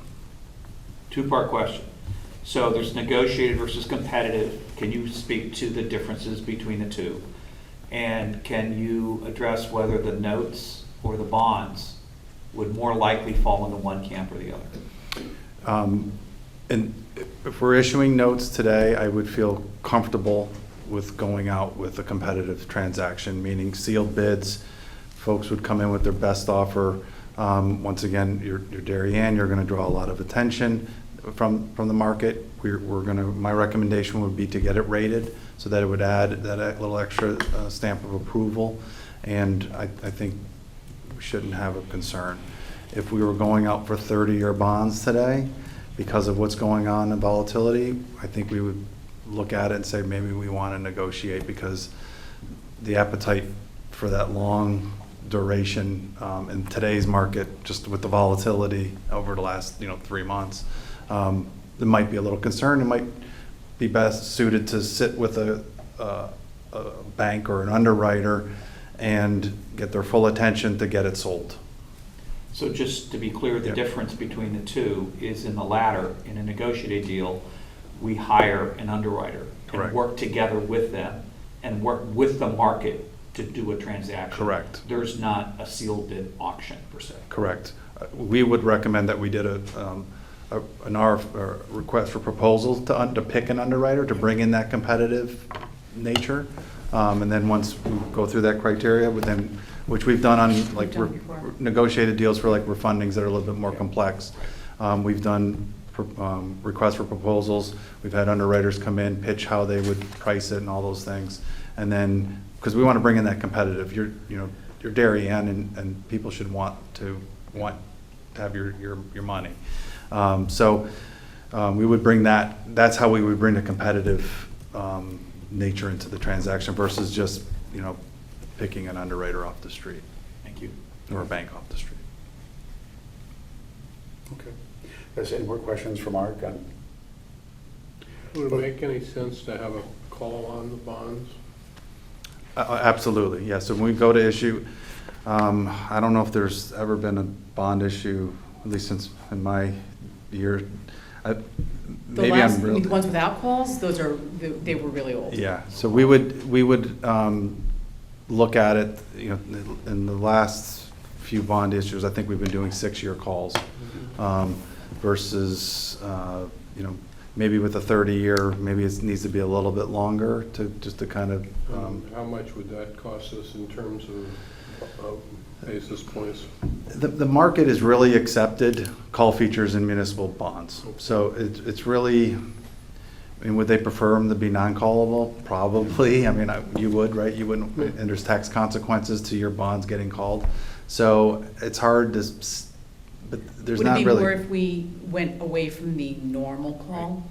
Where If we pay really price? shortened it to like 3 years or something, because we were concerned about the taxability, and we wanted to be able, that flexibility to, if we had to remediate the bond issue for private purposes or what have you, yeah, if we got out of the norm, but 6 to 10 year is norm, it really isn't a penalty for that.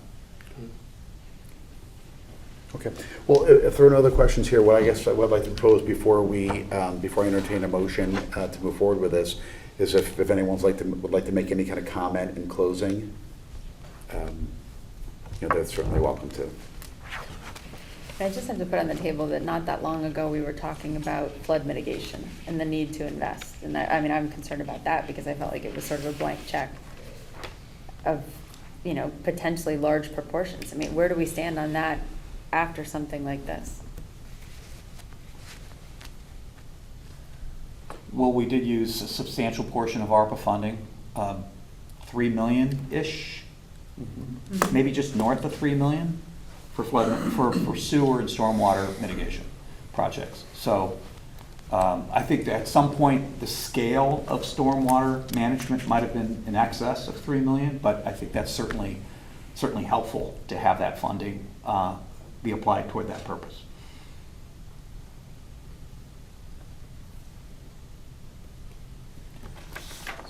I have a statement that I'll read. That long? Well, Just get 3 minutes? my remarks are really addressing not really what we've discussed tonight, but some of the questions that we've received in writing and some of the questions that were posed in public hearing. So that's really what I'm trying to address here. I think as to process, we must acknowledge that any real estate transaction particularly one of this magnitude, requires confidentiality and compromise. The purchase price, contract terms, and timetable are all negotiated, with the town putting its best foot forward in the context of a highly competitive process.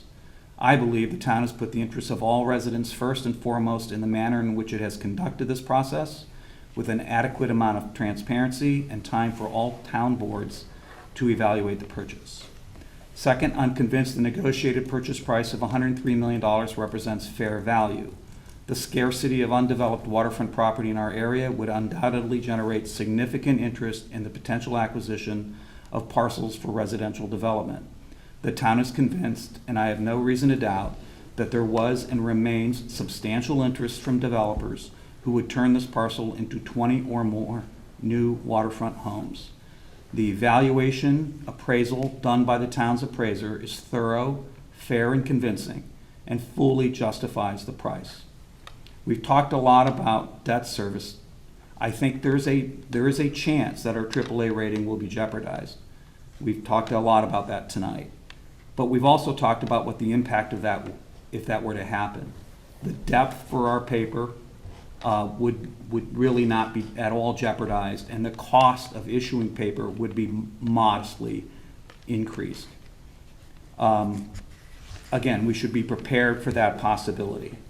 I'm comfortable that our extraordinary rate of tax collection and anticipated continued growth in our grand list, taking on this debt, will not impact our financial support for education or town services. With respect to education, since I and my wife moved here in '99, the town has invested in 5 distinct building projects: Middlesex, the high school, Tokenique, Oxbridge, and HHR. Over $250 million specifically in those 5 projects. These projects were supported by the town, by the town's leadership, by the Board of Finance, and by the RTM. Our schools are our most valuable asset. It's the principal reason why people move here.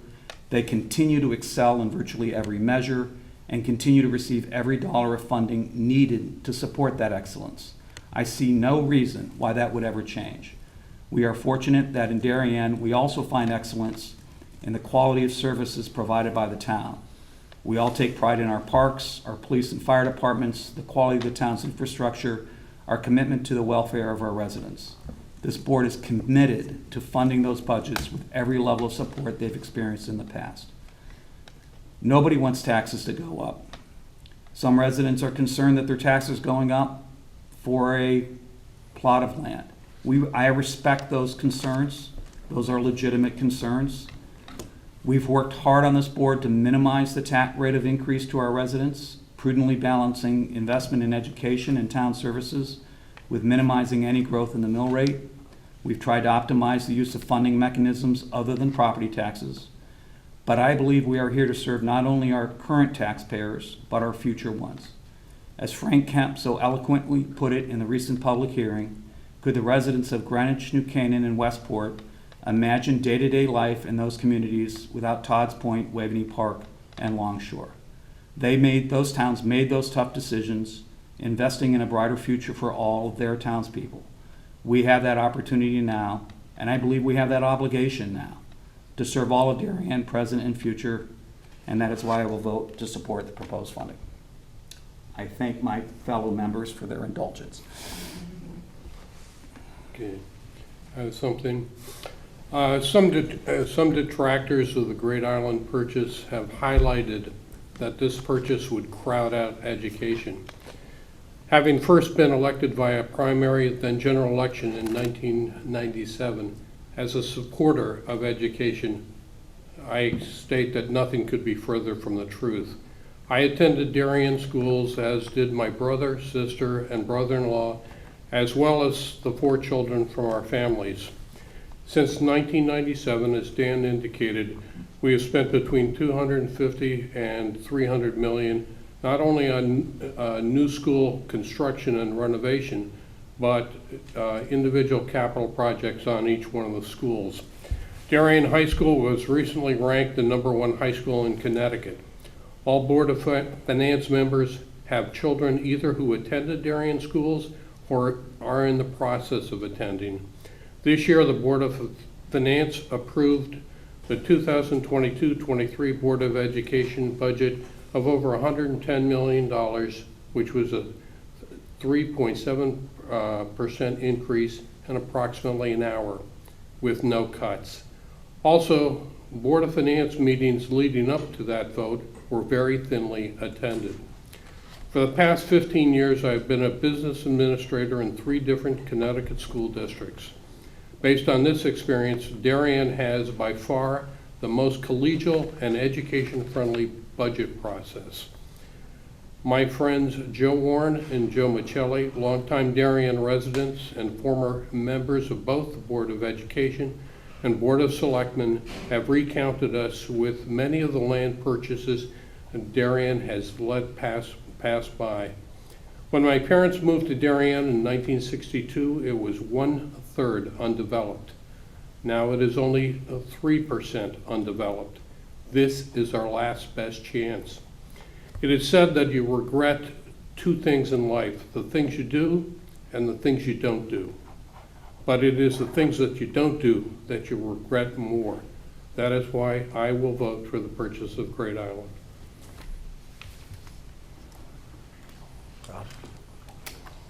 Nothing to add after those two. I think it's a once-in-a-lifetime opportunity to buy. We ran through some numbers. I think the group ran through some numbers. Very comfortable with a couple of things.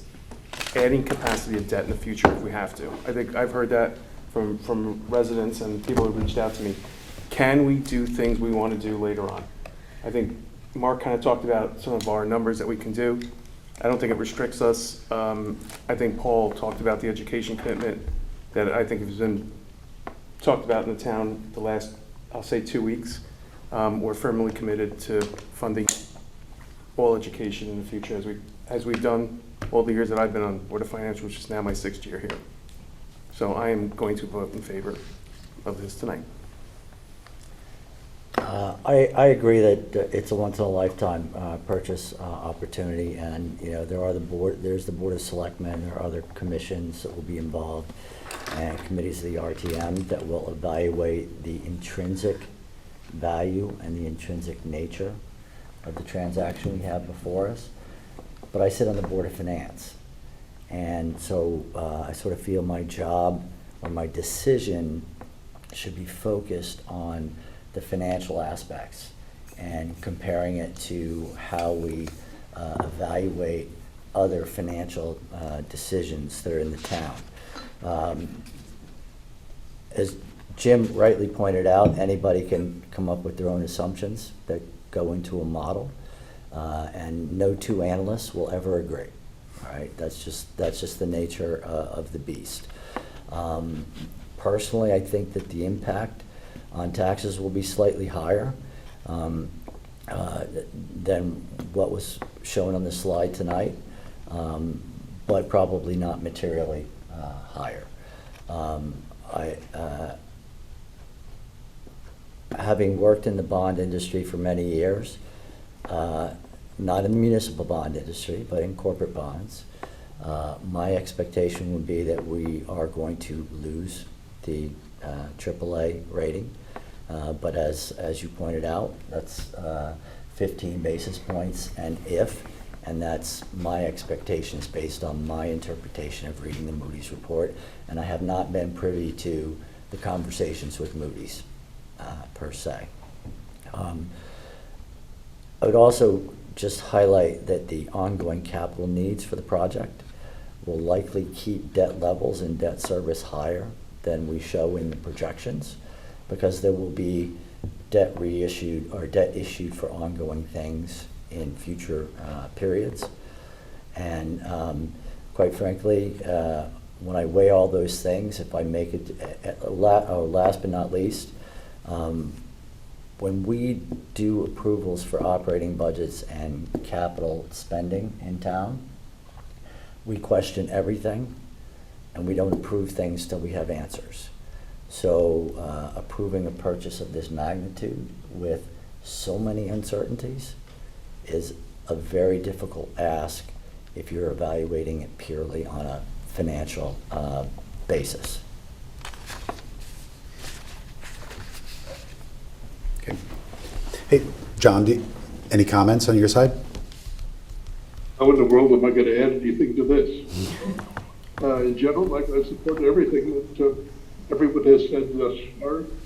The one addition I would make to echo Dan's comments almost in their entirety is that those who were able to spend the time to fully analyze the financing aspects of this, particularly the risk of or the various uncertainties involved in the whole process, acknowledging them and vowing to deal with them as they come, and certainly the discussion of excess room we have in our funding capacity should, in fact, we need it, and the low incremental cost to accomplish it and keep this town the town that it is, that we live in and are going to continue to maintain the education and all of the other town amenities. I think this is an opportunity of the century, and I cannot see how we would not vote for it. Thanks, John. Well, I'll try to be the briefest here. When I kind of think about how we got here, like, It's okay. this is, did you go already? Yeah. Oh, I'm sorry. Tell me. Yeah, it's okay. No, it's okay. I was actually kind of thrilled you were skipping me because I am admittedly probably the most concerned about this. Very kind of nervous about it, to be honest. I mean, I feel like I wish the town could go straight to referendum and tell us what they want to do when we're talking about increasing everyone's budgets this much in light of what's already an increased budget with, you know, inflation the way it is. You know, for families on a fixed income, I am very, very concerned about voting to voluntarily do this for a property they may or may not even care about.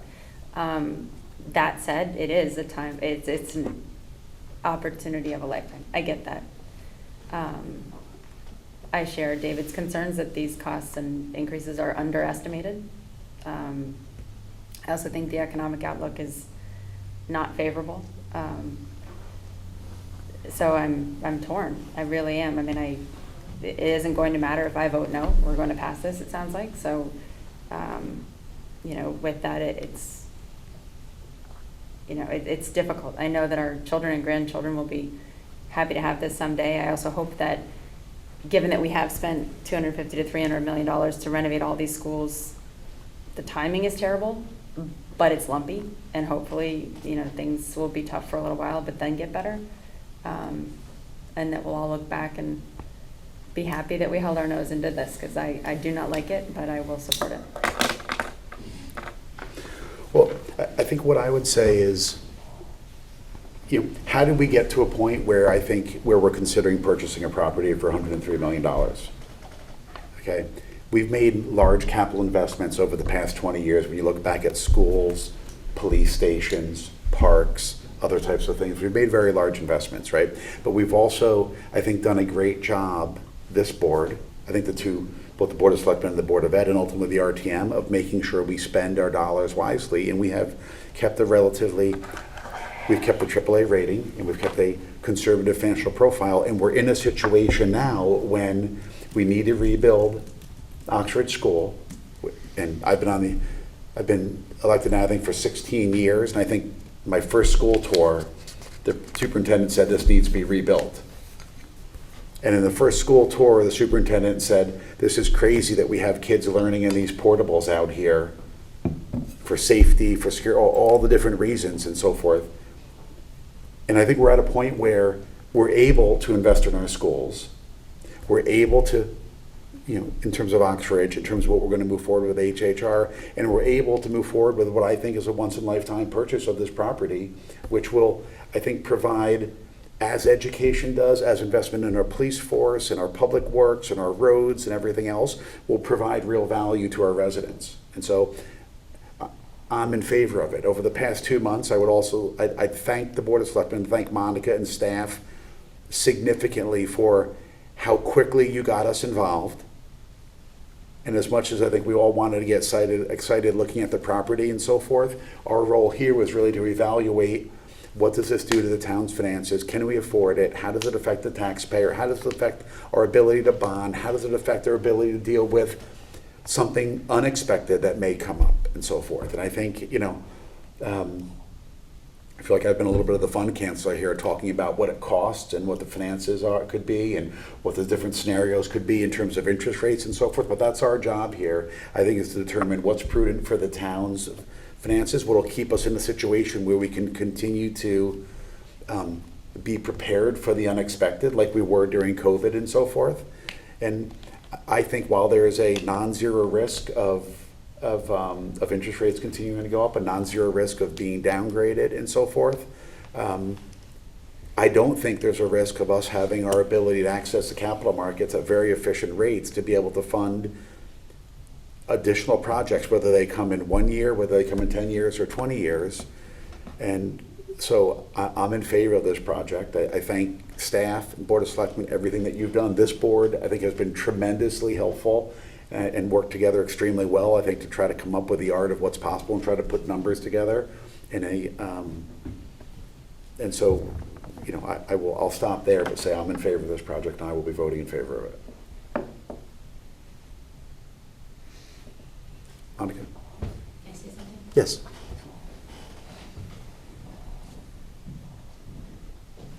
First of all, thank you all for the really serious look that you took at this project. It's very easy for people that are sitting out here to be very excited about it. We go, we look at it, it's absolutely beautiful. But for you to sit here and go through the numbers and explain to our residents how it will impact them, I really appreciate that. I want to say that, you know, I understand that you're looking at the numbers. I ask you to consider this an investment. We're worried about inflation. Land is an inflation hedge. And I also ask you to think about the value of this for our town. And I want you to think one last thing. 10 years from now, how will you feel if you said no to this? And if this is not done by the town? Thank you. Okay. Well, we have a resolution in front of us here that was approved by the Board of Selectmen. I'm going to read it, and then I'll call for somebody to move it and second it. Be it resolved that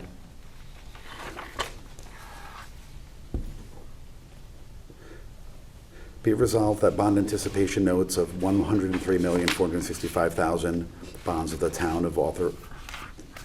town authorized to be issued for the purchase of approximately 60 acres commonly known as Great Island shall be issued and sold as Town of Darien bond anticipation notes.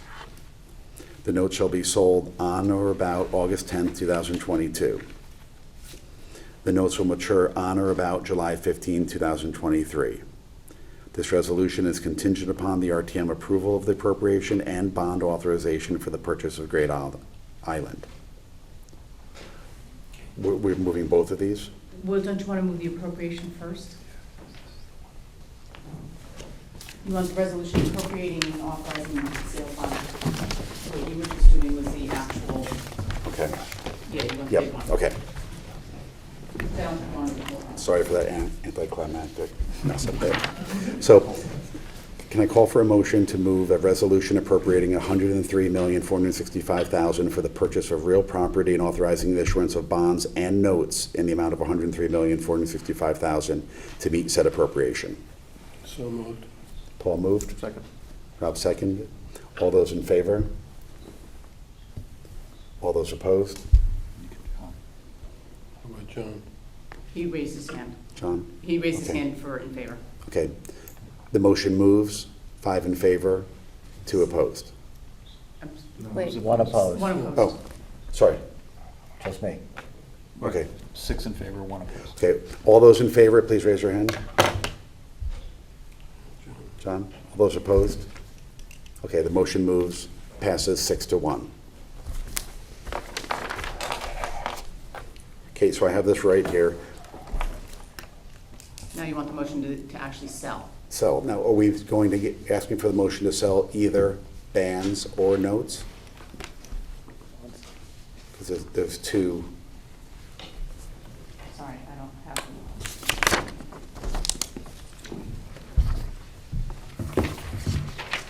I'd like to make sure we have the ability to do both, right?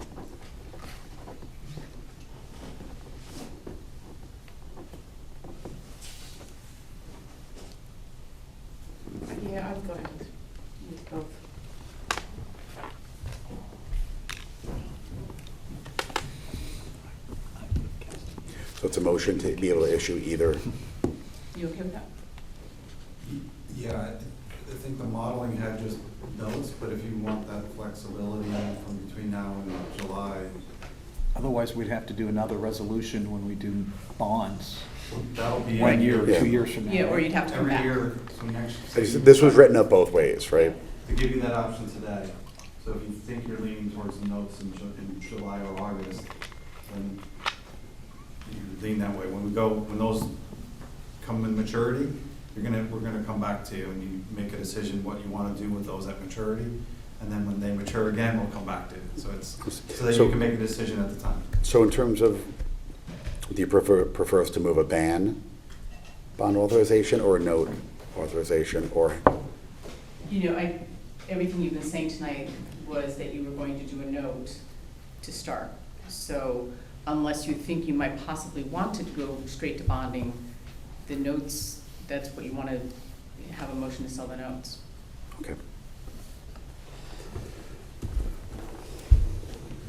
Okay, so I'll read, this is for the issuance of, only for the issuance of bond anticipation notes, which would effectively be a 1 or 2 year maturity. Well, is there any downside to getting authorization to do? Both. Either Both. one, yeah. Well, Just at in some case point you there's a have to- At some point, disruption. you do have to decide. And No, I understand, but this is giving us the flexibility to decide at the time of issuance. What I want to make sure is. so then I would say, no, there's no downside to that. Right, so why don't, if there's no downside, let's make sure we have. The only approval thing, you might have to do meet both. again to make, you know, a final decision, but I don't see a downside to doing both.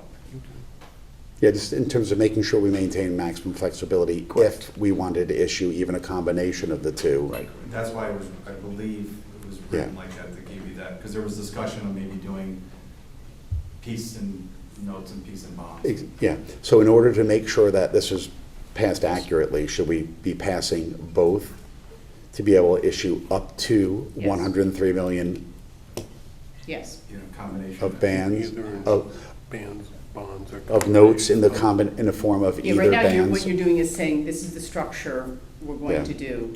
And so if you want the flexibility to change your mind between notes and bands, do both. And should it be up to then, Yes, but in total, not more than, not in right? total, not more than. Okay.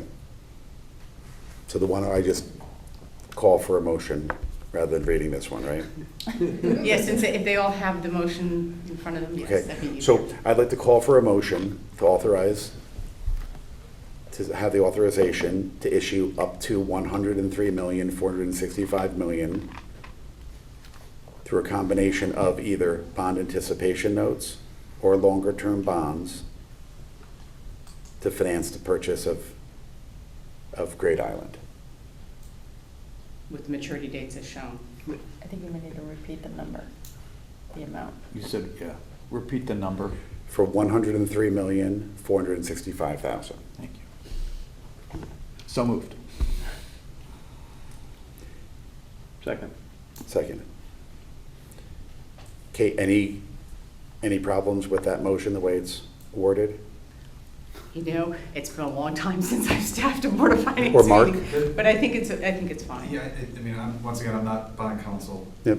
You might have to have, once you have time, you know, after maybe the RTM meeting or whatever, you decide, okay, we definitely want to do notes, you might have to reconvene to give the authority to go ahead and do that. But this is getting you started in that process. Is that? I think that's fair to say, yeah. Okay, so is that motion okay? And we will make sure that the motion that goes in front of the RTM, The RTM doesn't have to do this motion. Right. You're the ones who decide how much to sell and when to sell. I know, but in terms of authorize, they don't need to authorize us to The do. first one you did is what the RTM gets. Got it, okay. And This is, you know, like normally, it's like, so the RTM approved selling the $77 million for HHR. You decide in what blocks or tranches to sell it and when. And so that's what Okay, you're doing so now. this motion stays in our control. We vote in favor of it.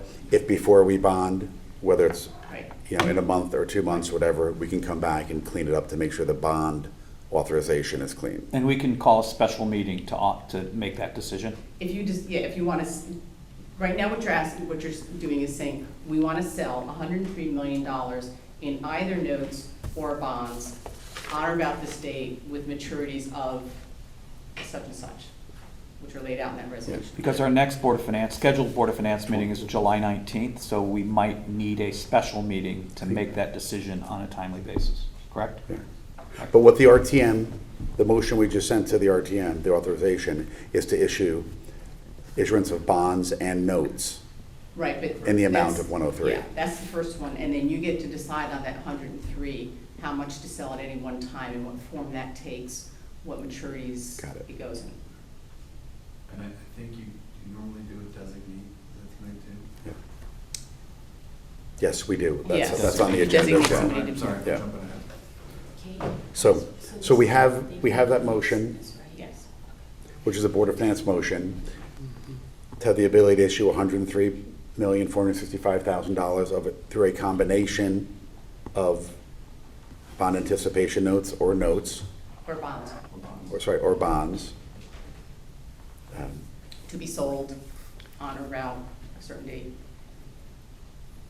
Is there a date there? Okay, the notes or bonds shall be sold on or about August 10th, 2022. The notes will mature on or about July 15th, 2023, or if they were bonds, as late as permitted by the regulations, which would be 30 years. Yes. Okay. So, does someone want to remove? I'll make a motion to approve that resolution. Is there a second? Second. Okay, all those in favor? Aye. All those opposed? Okay, it passes 6-1.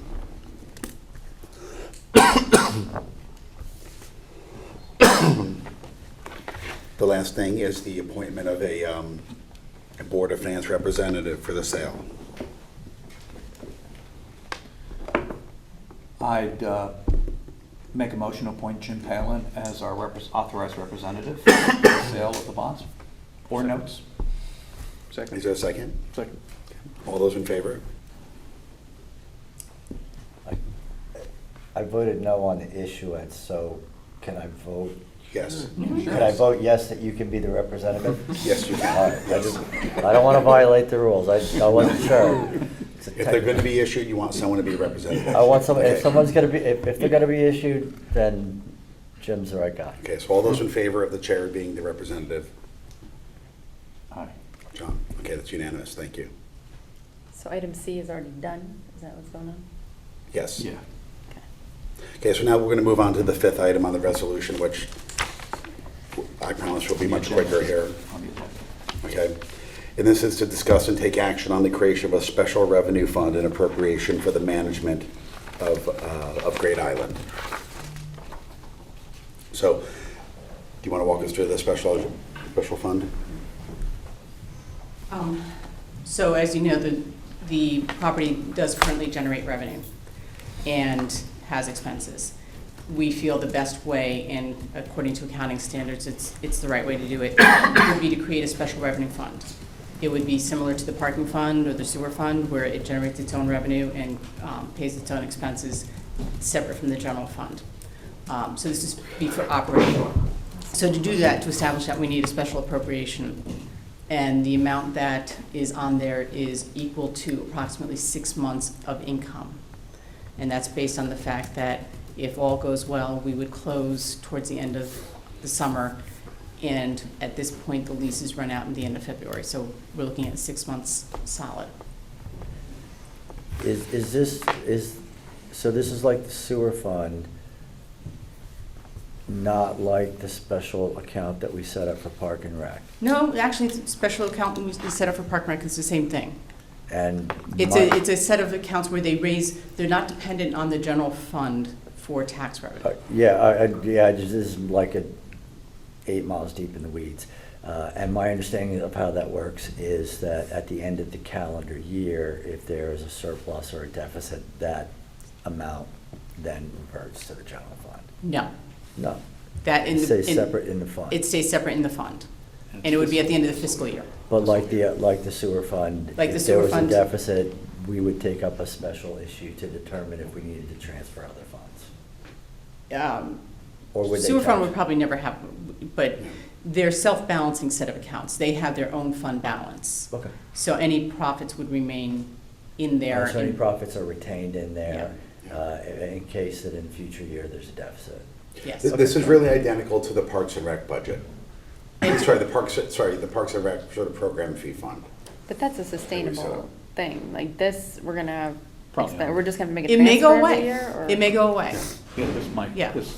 At such point as very it doesn't likely generate unwind in a enough, couple- a year or two. the majority of the revenue through non-tax sources, it would have to go away.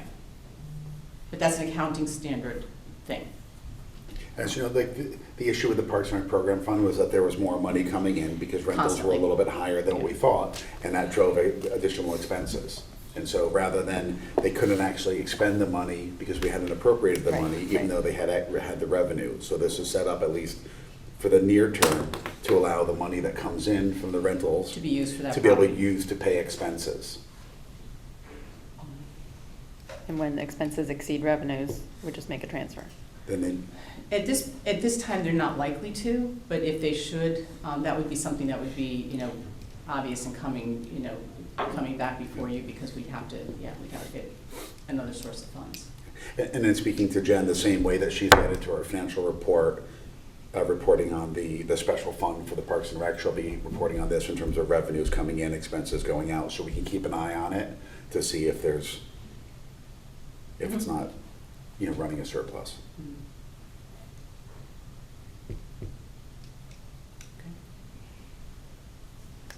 And this needs to be sent to the RTM for the creation of the fund, right? Yes, So well, for the appropriation. do I have a motion to create a special revenue fund and appropriate funds for the management of Great Island? Dan moves. Second. Paul seconds. All those in favor? Aye.